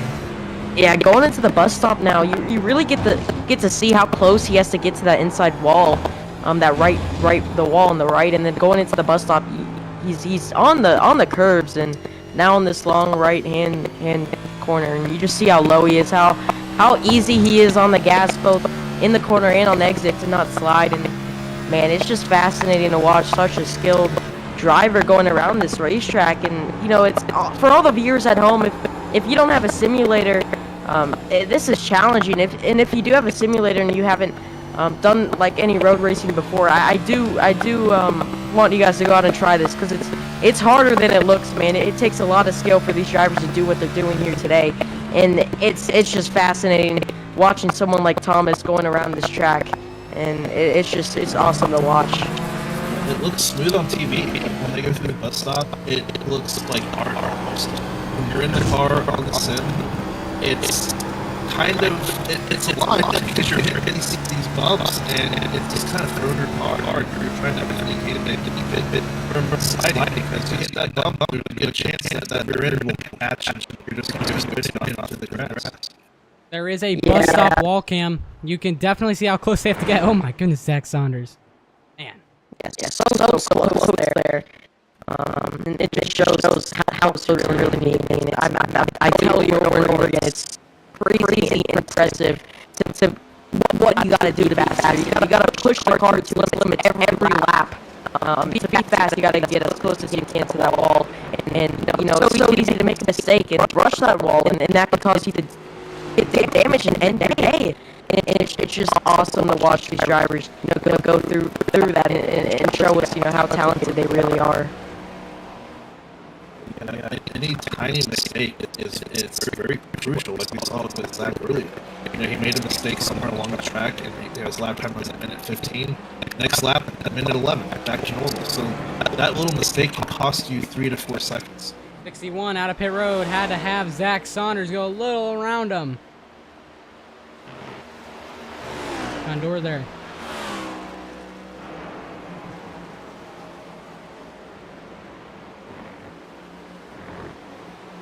Yeah, Thomas Wolfe, our race leader, coming out the bus stop, and man, it's just fascinating watching them. I mean, I could say it over and over again, and it's crazy to me. It's like art. I mean, honestly, it's crazy. Yeah, I'd like to shift our attention. We got a battle for 4th and 5th here, for 4th specifically. Steven Menke, he has caught up to Nick Vasquez a little bit.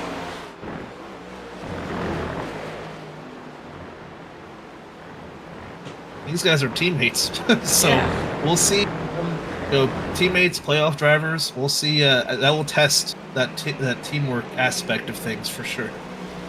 Yeah, behind them still Ben Lawson was having a terrible day. Terrible. He's really turned it around right now.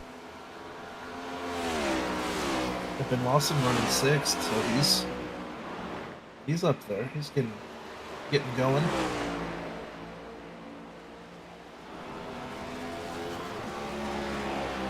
And just Zach Saunders and Thomas Wolfe, definitely the more impressive drivers today, because 1st to 3rd is already a 26-second gap. That's insane. Give me shades of road course ringers here.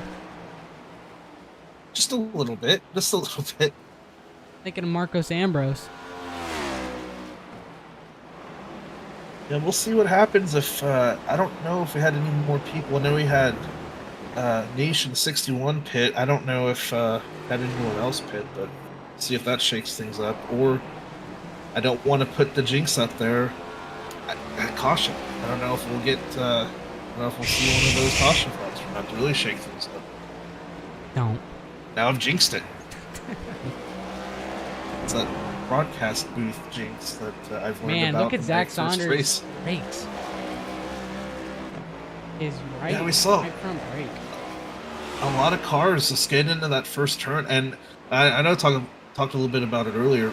The more laps you put on these tires, you're gonna have to back up that brake point a little bit. So yeah, look where at you get on your Steven brakes. Carlisle, man, just bright orange.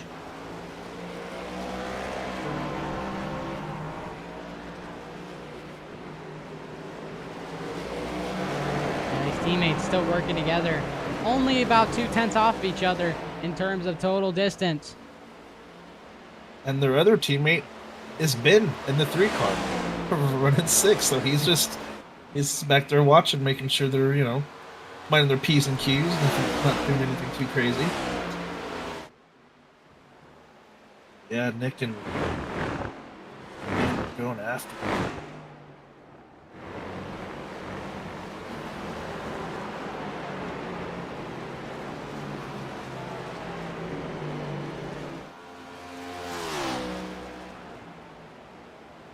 Lot of crazy racing. There was a lot of great racing in stage 2. Like to recap to you right now what happened. Stage 1, we immediately see Zach Saunders in the bus stop, spin it out, just overdrove the exit, and around he went. After that, we get a couple of cars there, run into a bit of an incident, but all is good, and they stood green. Stage 2 rolls around. Thomas Wolfe dominates the entire race. Even up until this point, he's led every single lap. That might change with pit stop cycles, but not if he develops that gap in extreme amount. But to this point, he won stage number 1. In stage number 2, we saw an amazing battle for the midfield spots. Nick Vasquez, Stephen Menke, saw couple others in that group too. I think we saw what Stuart Harding Walker. Yeah, Joe Wright was in that. Yeah, mix Joe too, Wright, but Joe 37. Wright, he's done. He's out of here. His car is gone. He has reset it. He does not intend on going out. He is done. And then eventually Stephen Menke wrecked his car. But he's in the 5th spot. He's had a really good recovery here. Amazing.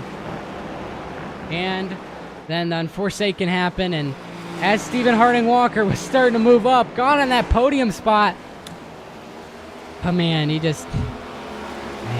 can't even. Him and Archie He just wiped out him and was- Archie. And that was it. Yep, it's crazy.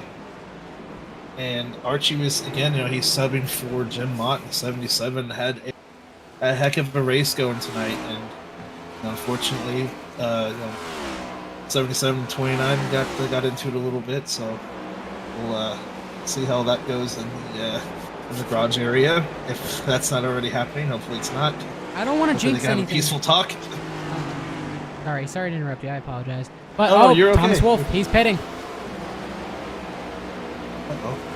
Could see Zach Saunders come in. No, he's going to spoil his parade. He says, "You're not leading every lap of this race," and he takes the lead. That's his first time. He's leading besides, taking us to the green flag. Our posted or back out up front. And man, that's one way to do it. If I were him, though, I would pit this time lap. Like, you got that lap led, but if you just stay out, the longer you stay out, the more our race, or I should say our second place driver or our leader that pit there, the faster he's going to be, and I think he just has to pit as soon as possible. Yeah, definitely needs to pit here. Fresh tires can make the world here at Watkins Glen. They've already lost about a second off pace. Well, Zach Saunders has only lost about half a tenth of pace. So it's actually a debate as if you should stretch it out or pit. But I feel like pitting right here would be the right call, considering the fastest guy on the track just got tires. So you need to pit. Yeah, we'll see if he pits this lap here. He should. Looks like he's setting it up. Yep. Coming in. There he goes. He has all those lap cars in front of him on pit road as well. Multiple drivers entering pit road all throughout the track. Thomas Wolfe, yeah. new tires versus Nick Vasquez, old tires.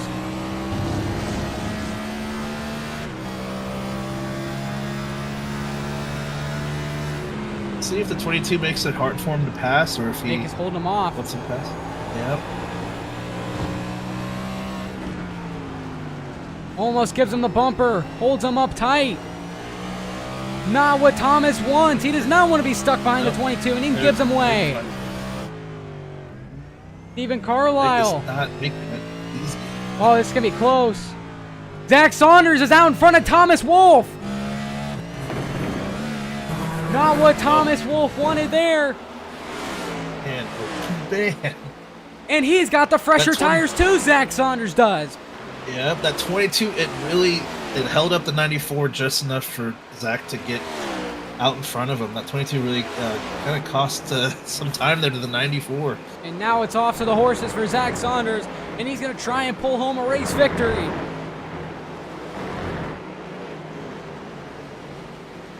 Yeah, man, what a dominant performance by Thomas Waffle. Sorry, not Waffle. I don't know why. Get food on your mind. Yeah, hey, I'm a little bit hungry, man. But Thomas Wolfe, what a dominant performance. Now looking back at that lead, and it's you know he's had a great night. You know he's showed well how well he really is on some road courses. A big slide by Zach Saunders out of the last corner, but keeps it straight. But man, it's just fascinating. I mean I've said it. I don't know how many times tonight how fascinating it is to watch him. But it's just amazing to watch him at a track just like this. Yeah, still Thomas Wolfe still going to put on that chase on Zach Saunders. But this is the first real lap where everyone's warmed up. Big traffic in front of Thomas Wolfe. That's going to slow him down just a little bit. Wow. Loses time on Zach Saunders. A 2-second gap between the two. Can Zach hold him off? Thomas is about 3/10 faster on his best lap. Who knows if Zach was pushing it this whole time? He got pole. I wouldn't be surprised if he held off a little bit, kept some in the tank just in case. I mean, he watched him last night. It was like watching art. I mean, he was driving a heck of a race. So I'm not surprised he's up here. Let's see if he holds him off. Steven's coming in. Yep, Steven Carlisle's coming in. Zach Saunders is going to grab the lead, and Thomas Wolfe is going to put on chase.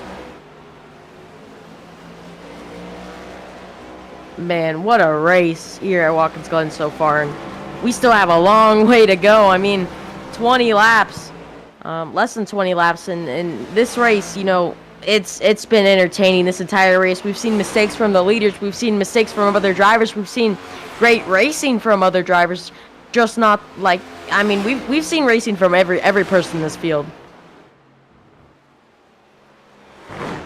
Yeah, they are putting on a show for sure tonight. This is yeah, it's amazing to watch. They love being in the car, but being up here is amazing. Oh, sorry, didn't talk over you. You go, I'm done. I was just gonna say, just being up here in the booth, like I love being in the car, but being up in the, getting to see the different cars and seeing their strategy is pretty awesome. So hopefully that translates over to the viewers. And I mean, this has been a great race so far. With we got under 20 laps to go now. Yeah, Zach Saunders, our pole sitter, showing how dominant he can be late in this run and late in this race, I should say. And Thomas Wolfe just trying to do everything he can to get up to the 91 machine, and I think he has the shot if he doesn't make any mistakes. And I think he is definitely one of the drivers to beat here, including the 91, and it's just them two right now going against each other. Zach, you know, great performance by him, and it's just very impressive to watch him. I say it over and over again. It's awesome. You're like a robot. Beep boop, beep boop. This is awesome. Beep boop. Yep, this is awesome. Yep. But I would say not so fast. Zach Saunders and Thomas Wolfe. Thomas Wolfe gained 2/10 on him that lap. So it's a matter of, is Zach saving or is he pushing it, but this is all he can produce? Zach does have some lap traffic in front of him. The 8 car, a car he has to get around here, a slower car. I wouldn't shock me if the 8 just, you know, sees the leaders behind him, lets him by, no problem. Yeah, big wiggle there. If I'm the 8, I don't want to interfere with this finish and get the leaders any mad. So if I'm the 8, I'm letting the leaders by both first and second place with no issue. But looks like he's just gonna stay and causes the 91 huge lockup.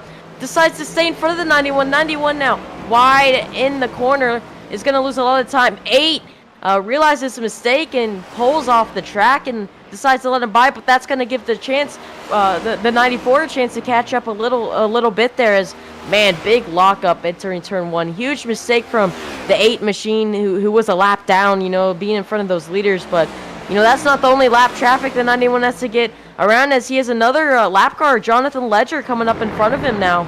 And man, this race is going to be a good one here coming to the end. Shades of Keselowski and Ambrose giving chase. Whoa, Jonathan man, Ledger. get out of the way! are you doing? Oh my gosh! Whoa, close to taking out our second place driver. Oh, Man. a slide too by Zach. Had a little slide there. That was close with Jonathan there. Yeah, a little bit too close for comfort. Yeah, if I'm that second place driver, I would not be happy as he takes on to the radio. Obviously not happy with Jonathan Ledger. And yeah, Jonathan Ledger apologizing in the chat, mistake from that lap car, and man, that he's very lucky he got out the way. Otherwise, yeah, I think Zach had that in the bag if had this race in the bag if our second place driver did end up making contact with Ledger right there. I tell you what, I give props for Ledger to even be still on this service, because I don't know if you guys know, but Jonathan Ledger's deaf. So, just to see him just trying to drive and trying to do something, I mean, that's cool to me. But, man, look in your mirrors. Yeah, he was he was that close from ramming you. I thought he was going to take the grass. It was close, and it's different here in a road course. Typically at the oval, you have more room to just go high, go low. Here, it is a little tricky to if you see a leader coming, common courtesy, you want to get out of the way. You don't want to mess up their. But road course, it does make that passing that lap car even more difficult. Yeah, it's very interesting with this lap traffic, and they're not even done. They got some more lap traffic ahead of them, not too far, and they're gonna have to make their way past them again. And you're just hoping. If you're these front two, that those lap cars don't make those mistakes again, because both of them have been through enough so far this race.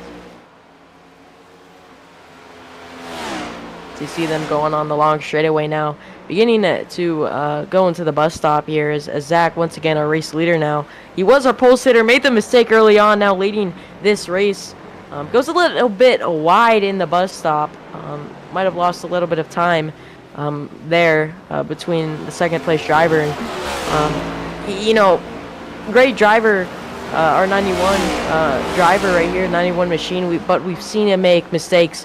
Like I just mentioned, lap one mistake, lost the lead entering the bus stop. We saw him make a mistake after that too, where he, I believe, lost the third position or the second position when he was running second, fell back to third at once. And we've seen him make mistakes, and he just has to work on not making mistakes, and I think he has a good shot at winning if he doesn't make any mistakes and lets that 94 possibly get the shot of passing him.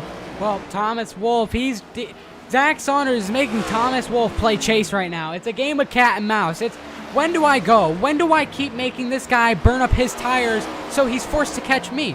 So I can lay back a little bit if I'm in the lead right now, but not too far back. You don't want to give him that opportunity to give him a little bit of a dive bomb. You don't want to do that. I say I'd say half a second gap is probably as far back as you want to go. But you got to make him play the wasting game. You got to make him waste his tires. But right now, I think Zach Saunders might be saving his tires a little bit, just making Thomas wear his out. Yeah, very, very interesting. They're both really setting the same times. They're both running the same pace as another lap car. I believe that's the one heading in front of them, not too far ahead, as they're gonna have to make their way past them, and that could get their pace a little bit closer. But it once again, very fascinating watching both of these front two drivers, running really the same times, and it just shows how close in speed they are, and it could be really between the both of them. It could go out. It could finish with how we saw this race, this weekend's race finish between both Shane Van Gisbergen and Chris Buescher. With that last lap pass in the bus stop, and I wouldn't be shocked if we see something like that happen tonight. There's plenty of things that could happen with 11 laps to go now, almost 10 laps to go, or 12 laps to go now, and there's still so much that can happen. Corey Mott in the way of these leaders. Playoff car. He's going to go off to the side. Yeah, he does not want to get in the way of these drivers and make anyone mad. Definitely in the playoffs, where you have to race against these drivers, throughout the rest of the playoffs, and he just lets them by, no problem.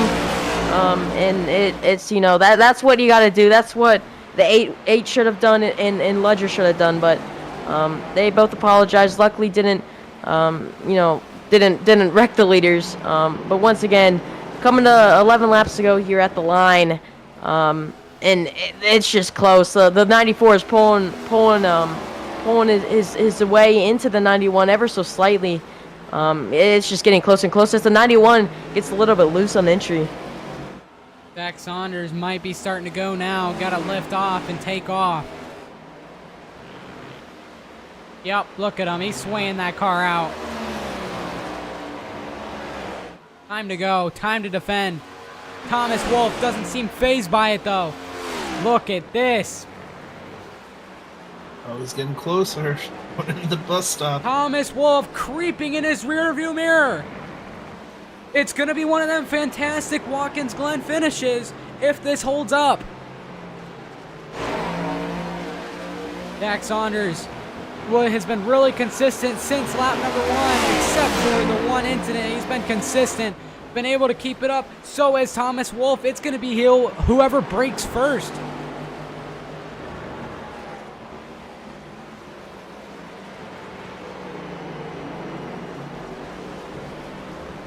Time lost from Thomas Wolfe out of that final corner. It's starting to get to him. Yeah, it looks like Zach, he'll put a little distance in that final corner, but Zach Saunders. everything else looks like Thomas is starting to catch up a little bit. Yeah, like you were saying, it's just the gap. It's there, but Zach Saunders is pulling it away now.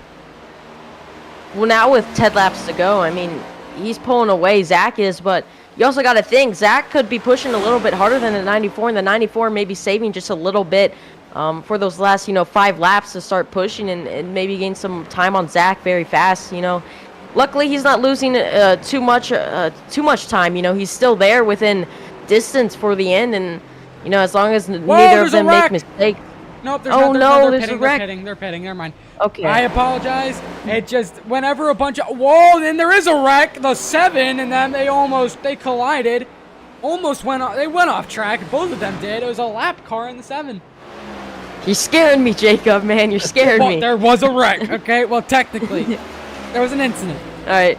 4 race leaders now coming out the final corner. The 94 is pulling a race leader in quick, and a couple lap cars ahead on the straightaway that they are going to have to work through. And this race is, very entertaining coming to the last end of this race. And, man, there's just so much going on once again, so much to look at. But this race lead is very fascinating. We're going to have a great battle at the end of this race. I'm calling it now.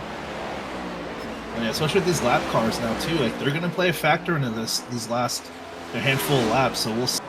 But they're going to play a factor for sure in this the last handful of laps. Yeah. As the 94 was kind of there on the entry of the bus stop, he's there. He's definitely Lap closing car, us now. The 91 car. on the outside of a lap car. And that's going to give the chance for the 94 to maybe catch up a little bit here. Way wide. He also had to make his... Yeah, 91 got the better exit there. 94 lost a little bit of time working his way past that lap car, Yeah, pretty much cat and mouse. Either the 91 gets, a little bit behind the lap car loses time, or the 94 loses some time. So it's kind of back and forth between those drivers, but both are pretty much equal right now. It's the 94 big slide on exit. Yeah, he's feeling entering it. Entering the front stretch. Yeah, he's pushing that car to its limits here. If he was saving, I don't think he is anymore. He is pushing that car to the limits. Yeah, he is pushing that car as much as he can, trying to get to that lead. And, man, he's there. He's close. He's as close as you can be. Well, Zach Saunders, it's up to you to block. Gotta defend with all you can. Right, and once the 94 gets up there, because he's going to, then what happens? Like, we're going to see them, there's going to be contact. I feel like there's going to be contact. I don't think they're going to spin each other intentionally, but there'll be contact, for sure. I mean, going for the race win. Like, you got to give it your all. We'll for sure see some kind of contact, no doubt about it, whether it's, accidental and purposely. In the playoffs, you don't want to do anything too stupid. Because, you have all the rest of the weeks to race against these same drivers, and one mistake can, cause your playoffs to go in smoke. Right. You can also end the other drivers. I mean, you want to be as smart as possible. Absolutely, and Thomas is locked in. He won last week, so Thomas Wolfe is locked in. And Zach Saunders, he's second. Yeah. So as he's ducking down on the straightaway. You see the lap car pull off. Not trying to interfere at all. Yeah, 7 laps to go now. And man, the 94 getting close. Man. Yeah, he's knocking on that door. he's pulling in the 91 like fast. He's up there. In this race, man, this finish is going to be great. I'm calling it now. It's the 94. Great run on exit. He's there. Not quite there to make the move just yet, as he's going to think smarter of it. Trying to do it. Close. Real close at the bus stop.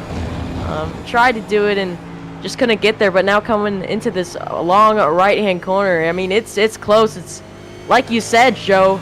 Pretty much cat and mouse between these two drivers. What an exit! Wow!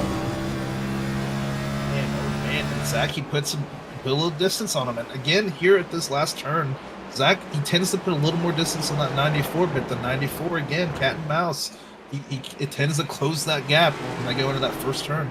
Yeah, I do want to say thank you to all the viewers watching live. This great race coming to the finish pretty soon here. Thanks for everyone watching live. And, make sure you subscribe to HBTV and like the stream and to not miss any racing in the near future. Wolfe. Well, he locked him up. Locked it up. He's going to lose some ground from that half a second gap to the car in second. Zach Saunders has taken over in the last section of this race. He's looking for victory. Thomas Wolfe has already won in this round, and he's in the next round. Zach Saunders wants to follow that same story and pick up the win here. But this is already giving off some shades of some racing we've seen recently and in the past of Watkins Glen. It's going to be one of them finishes. Yeah, it's going to be one of them finishes indeed. Oh, yeah, and if I'm Thomas Wolfe, look, that's okay. Like, we still have some laps. We don't have many, but there's still plenty of time. Just gather yourself.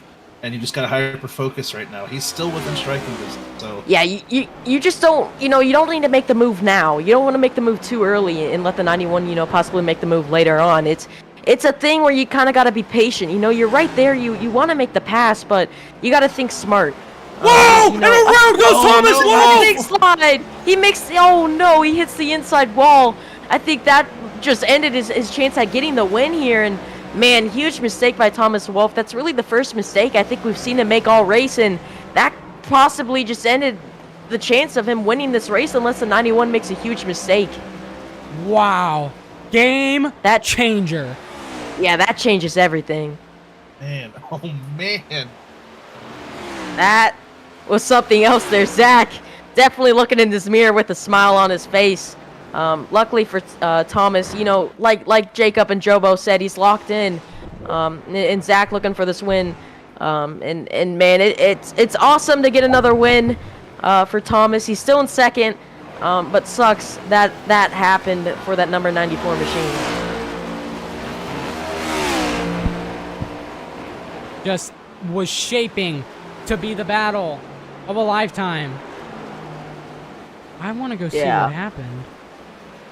I think he just lost it. I think he was trying to send it as hard as he could and just lost it on his own there. That's what it kind of looked like. I'm not sure if that's what happened, but it looks like he just kind of lost it. Yeah, I think he kind of took that corner kind of hot, and I think he, I'm not 100% sure on this. I think he was a little bit worried about hitting the outside wall and was trying to turn right, and I don't know. I think he just lost it. Made contact with that inside wall. Right now, if I'm Zach Saunders, I am taking it easy.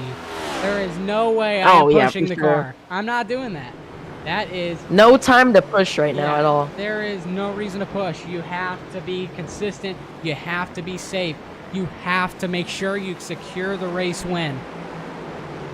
And Thomas, heavy right front damage. I mean, not like something that should slow him down too much, but definitely probably feeling that damage a little bit there. As we saw him take that the hit to that inside wall after he took that slide. And like you said, Zach just has to take it easy, and he has it in the bag if he doesn't make any mistakes. But he does have some lap traffic to make his way through or make his way around, and one of those lap cars is right in front of him now on the straightaways. He's going to duck down low and just let him by, no problem. It's going to be 3 to go. Zach has like a 5-second lead over Thomas right now, so yeah, if I'm Thomas, I'm still going to try to hit my marks, do what I can, race hard, but hope that something happens. Zach makes a mistake or lap traffic holds him up, but I think at this point it might be too little too late. I mean, yeah, he's 5 seconds back, 3 laps to go. He's really hoping for the 91 to make a mistake. I mean, he could be faster, but I just don't think there's enough time to get up to that number 91 machine. Definitely with 3 laps to go, not enough time. And he's really just hoping for a mistake from the 91 machine, which we saw earlier and we've seen throughout this race. The 91 make a couple mistakes then and there, and then 91 just has to focus on not making any of those once again. And yeah, another lap car just getting out the way, not trying to interfere. Zach says a quick thank you on the radio. And yeah, Zach just trying to, you know, bring it on home to this finish as he's going to hit 2 laps.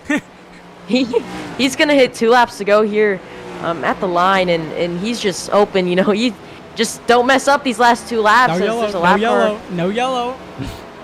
Yeah, no, he's hoping for no yellow either. We're going to have a green-white checkered, and that's what he's relying on, just keeping the car, you know, straight and hoping that there's no yellow flag here, and he's got it in the bag. Zach Saunders was the underlooked car almost all day. He qualified on pole position, but once we saw the dominance of Thomas Wolfe, there was no doubt in our minds Thomas was a lock. Pretty much a lock. There was like almost no way anyone else was going to sneak past him unless for pit strategy, and that is exactly what happened. Zach Saunders played it perfectly, got him stuck in traffic. He pitted at the perfect time, grabbed that lead, and now we're here. Yeah, we're here. He's coming into the final couple last corners, and so he's going to take the white flag. Once he reaches the white flag, this race is official, no matter what happens. So, man, he's probably feeling great, but he needs to know there's still a lap left, and he has to take it a little bit easy. But he has this win locked in if he doesn't make any mistakes, as he's now going to come onto the front stretch for the second to last time. Few lap cars ahead of him, but nothing to really worry about at the moment, as he's going to take the white flag. 1 more lap to go here at Watkins Glen for Zach Saunders here in the number 91 Chevy machine, as he's going through 1 now. Zach Saunders has had an amazing last section of this race. Thomas Wolfe makes an error, was shaping to be one of those finishes, but Zach Saunders stayed consistent, honed in on his craft after he made that embarrassing mistake on lap number 1, and now he's sitting here pretty, going into the bus stop. Lap cars in front of him, but you don't need to contest them.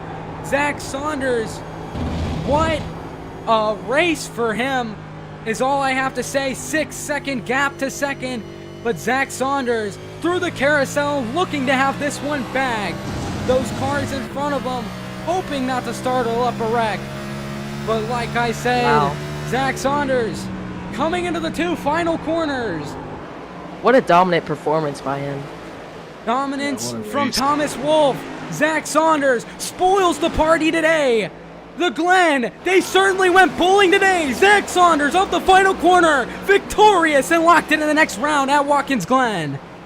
Our pole sitter victorious here at Watkins Glen, man. What a race by him. Made that mistake on lap 1 and came back and ends up in victory lane. Thomas Wolfe, though, second place finish, so close after making that mistake. And man, he almost had it here at Watkins Glen. Our 3rd place driver, Cody Leach, coming out the bus stop now. 4th place driver, not too far behind him. I don't think our 4th place driver will get to him in time, though. They're still coming. Yeah, there's battles. There's battles for 5th, 6th, and 7th. Big mistake. Yeah. Ben Lawson, Nick Vasquez. Around goes Vasquez. Wow, 22 goes around here. Man, hit into the tire barrier. Not something he wanted, as he was running 6th. Makes a mistake. All those other cars squeezed by him on the last lap. But here it is, Steven Menke still in the battle here, I believe, unless those are 2 lap cars. 2 lap cars. Yeah, those are 2 lap cars. Man, that was... Yeah, 2 lap cars. Man, what a battle, though, for that 6th position, as Ben Lawson is going to round off for top 5 here, as he's bringing it on to the checkered flag here. And man, so close. A couple cars running out of fuel at the line.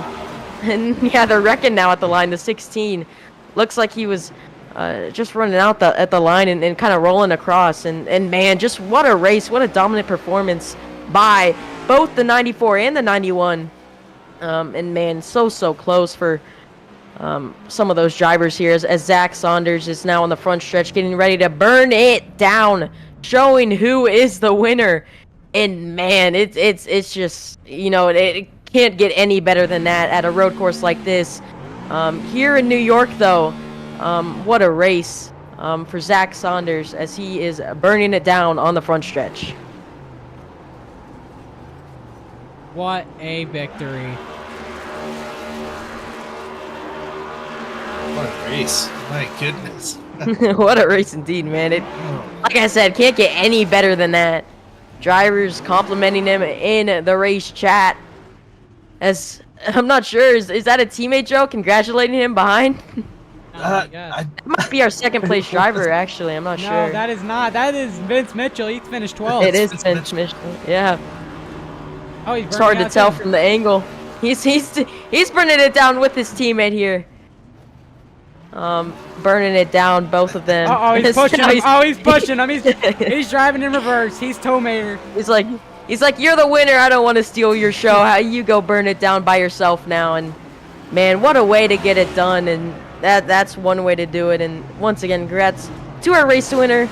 As once again, we are gonna pull up our unofficial race results here at Watkins Glen. Man, once again, what a finish, Jacob. I'm gonna hand it to you. For you to pull up our race results and count them down for our viewers at home. Hey. Results. Give us one moment. Okay, so the thing is, There you go. Oh. it's gone. What do you mean it's gone? The race I'm results? Oh, literally- you gotta click back. Click back again. I am. I'm spamming clicking back. Don't spam it. But Sorry, technical difficulties. it's that yeah. far away that like I have to stop clicking. Maybe click next. Click next. And don't keep closing it I'm and stuff. That will freeze it and put it back in its place. Anyways, technical difficulties here. Sorry about that. Once again, though, in this meantime, I want to thank everyone watching at home and our race winner, Zach Saunders, for getting it done here at Watkins Glen. But everyone watching, we appreciate you for watching live. Hope you guys enjoyed this race. What a show from all of our drivers here. Make sure you guys subscribe so you guys don't miss any of our other races because we broadcast weekly. And, man, what a pleasure to be here commentating this league and this race here this Wednesday night as we are still trying to get our race results up for you. But if we can't get them up for you, we will just read them out loud. Oh, we will. Don't worry about it. We got it. We got it. Anyways, man, what a win for Zach Saunders as he's got it parked on that start-finish line as we, I think we're going to start to Here we go. bring up our race results. There they are, and Jacob, This is take it not off. accurate. All right, just race results. Anyways, you want to count them, or you want to read them, or Jacob? I can read them if you want me This to. is not accurate. Yeah, you can read them. All right, race winner once again, Zach Saunders. What a performance by him, our pole sitter. Second place driver, so close, Thomas Wolfe. So close. Made that one mistake coming to the end of the race. Cody Leach rounding out the top three. Stephen Carrol in our fourth place finisher. Running up the top five, Ben Lawson. Behind him in sixth, Stephen Mentke. Behind him, Nick Vasquez, who we saw made that mistake on the last lap. First driver lap down in eighth is Tyler Bellinger. Behind him is Nichelle Condor in ninth. And rounding out the top 10 is Corey Mott. In 11th, Zach Johnson. 12th, Vance Mitchell. And in 13th is Garth Griswold in that 00 car. We saw him throughout the race. Behind him, though, in 14th is Alan Phillips. And rounding out the top 15 is Nathaniel Campbell. In 16th, Jonathan Ledger. 17th, Caleb Tipton. And 17th is 18th, Archie Williams, who we saw was so fast and got involved in that incident as well. Behind him, though, Joe Wright in 19th, rounding out our top 20, Michael Deitch. Sorry about that. Behind him in 21st, Ryan Taft. Behind him in 22nd, Stuart Walker. And man, so close for him. He what a dominant racer throughout the race. We saw him making that race. My goodness, he was making some moves out there. He was making some pretty aggressive moves and making it work. And Joe Gibb, that's you. Yeah. Anyways, Stuart Harding Walker, our last place finisher here at Watkins Glen. Sucks for him. Such a dominant performance by him, and it just not. How you want to finish it here, but we are going to get on our way interviewing our top 3 finishers, starting with the 3rd place finisher, Cody Leach, as we are now going to bring him into the booth. Cody, it's Gavin, Jacob, and Joe in the booth. You got a copy? Hey, how's it going? Man, what a race for you. Congrats on the top 3 podium finish, man. Long race, 82 laps. You want to walk us through that race from your view? Yeah, it was real long. Kind of grateful for some things that shook out in that race. Hope like the guys are okay. I know I didn't hear too much arguing back and forth with Stewart and Archie, but that was like kind of right on my left rear, and I was a little nervous there. I thought it was my day, but I didn't. Like I said, we kind of seen after the first stage. I kind of was like, okay, I got about a 5th place car, maybe 4th if I could get past Stewart. If he had some hiccups early in that first stage, I was like, okay, if that continues, it's pretty much it was a fight between Carlisle and I, and I was trying to stay around that area, and then second stage came out pretty good. We got that 5th place finish, so I believe we got back-to-back 5th place finishes in the stage. Came out in the 3rd stage, and then Tyler Bellinger, my teammate, he kind of was like, hey, let's pit at 52. We'll get open track.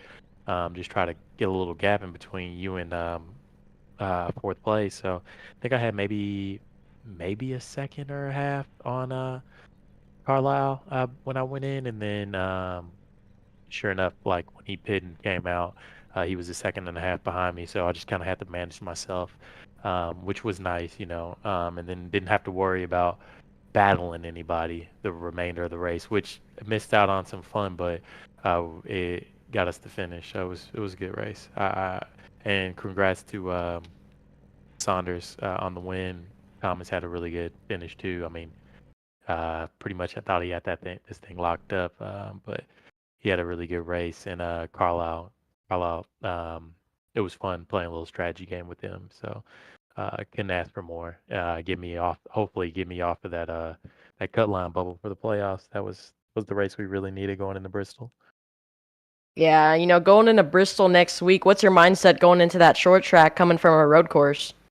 Survive. Just survive. I love the short track. That's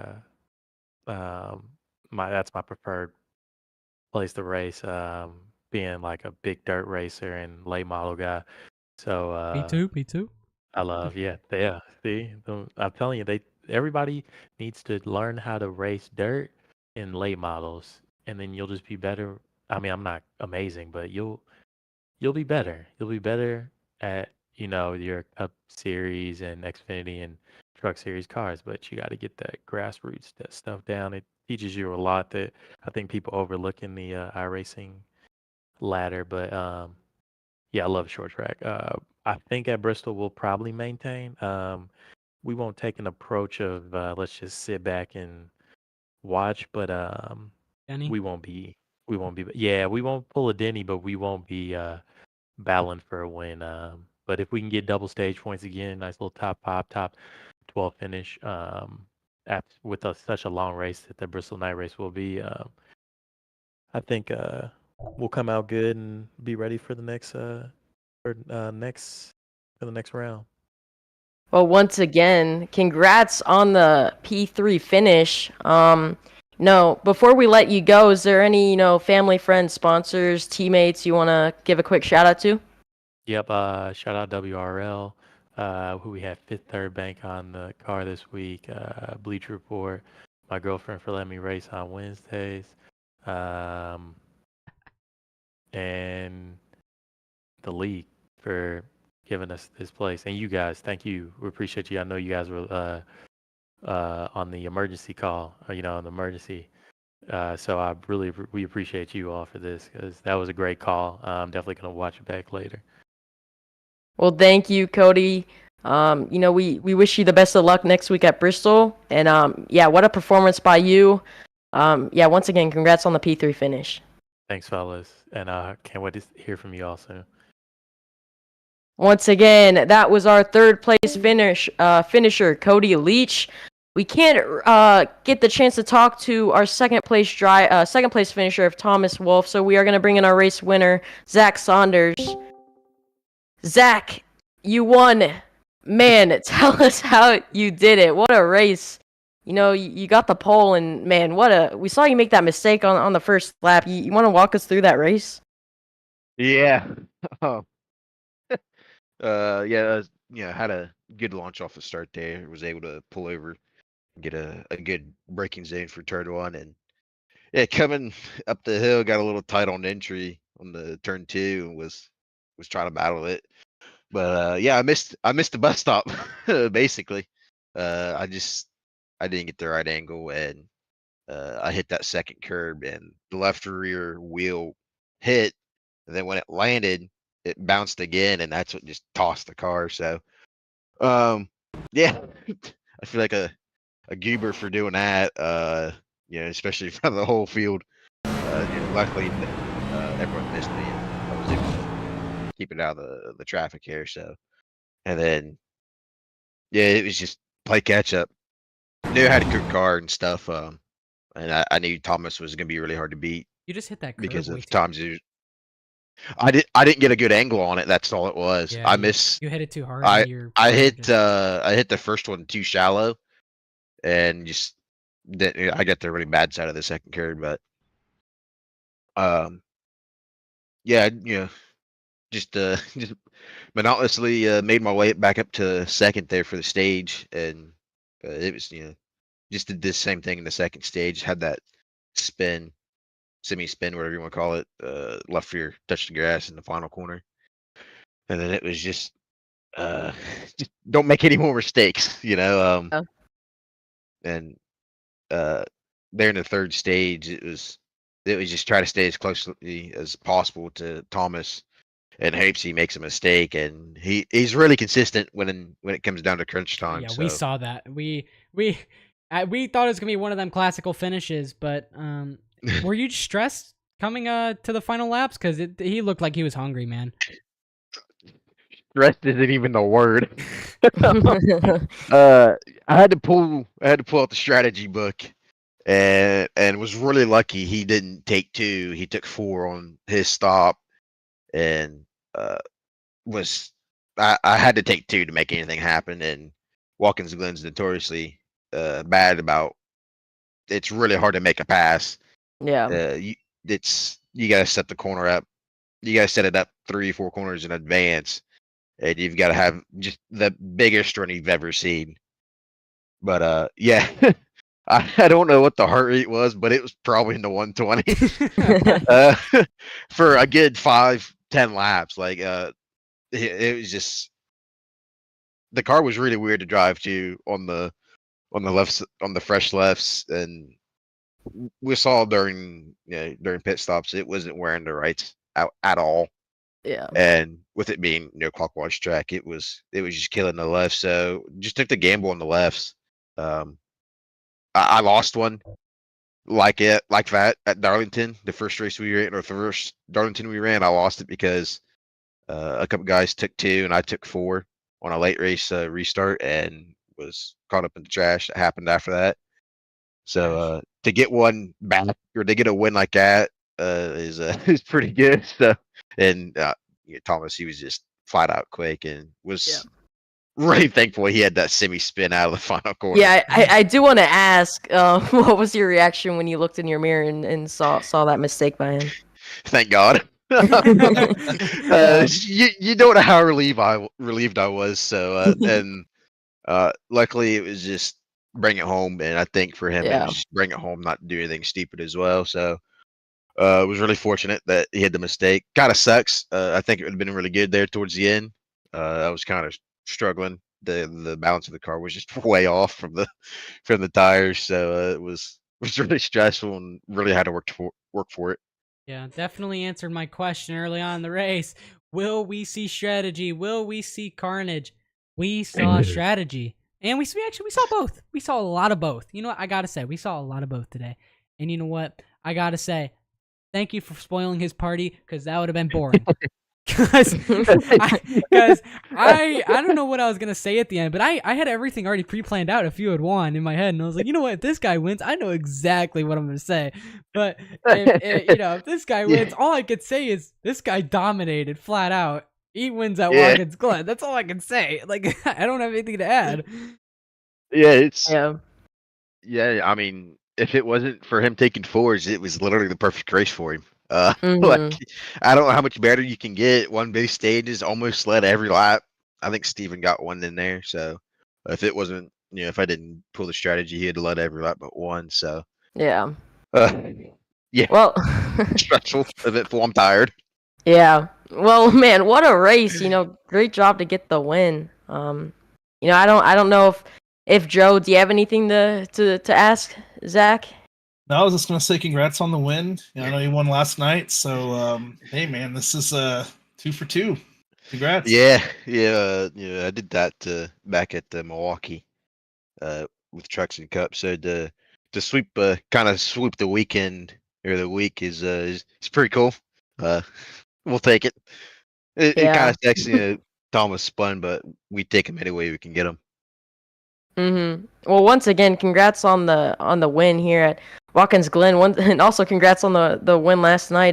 Before we let you go, is there any sponsors, friends, teammates, family you want to shout out? Yeah, thanks to the teammate Thomas for not murdering me at all during that battle. Really appreciate it. So and thanks to Corey and them that put this on. It takes a team effort to get these things going. Yeah, no, it was an awesome performance by you. So, yeah, I mean, once again, congrats, Jacob, Joe. Before we let him go, want to say any last words? Jacob, Jacob, who's I'm Jacob? not on the track.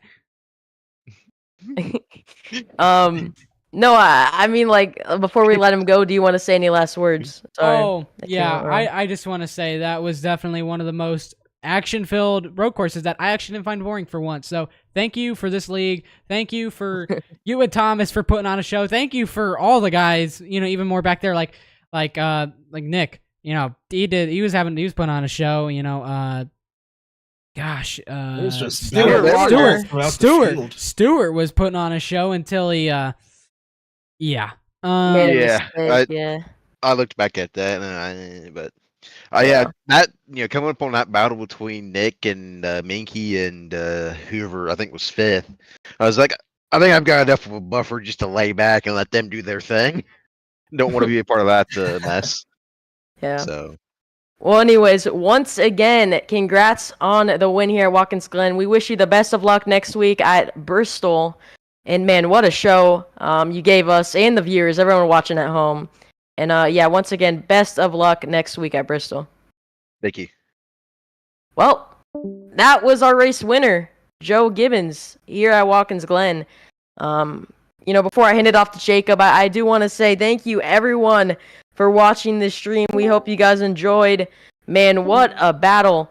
And yeah, we saw strategy come and play. We saw some carnage, just like Jacob said, and we hope you guys enjoyed. Make sure you guys subscribe to, watch some more races that we stream on here, HVTV, High Velocity TV. Make sure you guys subscribe, like the stream. Once again, I'm Gavin Austin. Producing is Jacob Quill. We got Joe Gibbons as a guest commentator in here. Joe, had a great time having you in here. You did great tonight. I would love to commentate with you again because you were awesome. And I appreciate that. you. I'm still learning. I'm still a rookie. I still got the yellow stripe, so I'm Well, trying to get better. But I appreciate it. well, Well, you working. did great tonight. Yep. Once again, thank you, Jacob, for producing. I'm going to hand it off to you. And yeah, once again, I'm Gavin Austin. Hope everyone watching has a great night. Yeah, well, tonight we definitely saw a strategy-induced race, a drama-induced race. We saw a action-induced race. And with that being said, like Gavin Austin was just preaching, we got Joe Gibbs in the booth. Joe Gibbons. We got Gavin Austin, and we got myself, Jacob Quill. We are all signing off, and we would love to see you at our next event at the High Velocity, High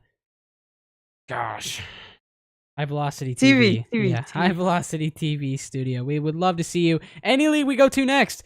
Unsure as for right now, but signing off. We once will again. be streaming this Saturday for the Universal iRacing Series. So you guys can catch us live this Saturday. Come watch me win that. Okay, Jacob. Anyways, signing off now.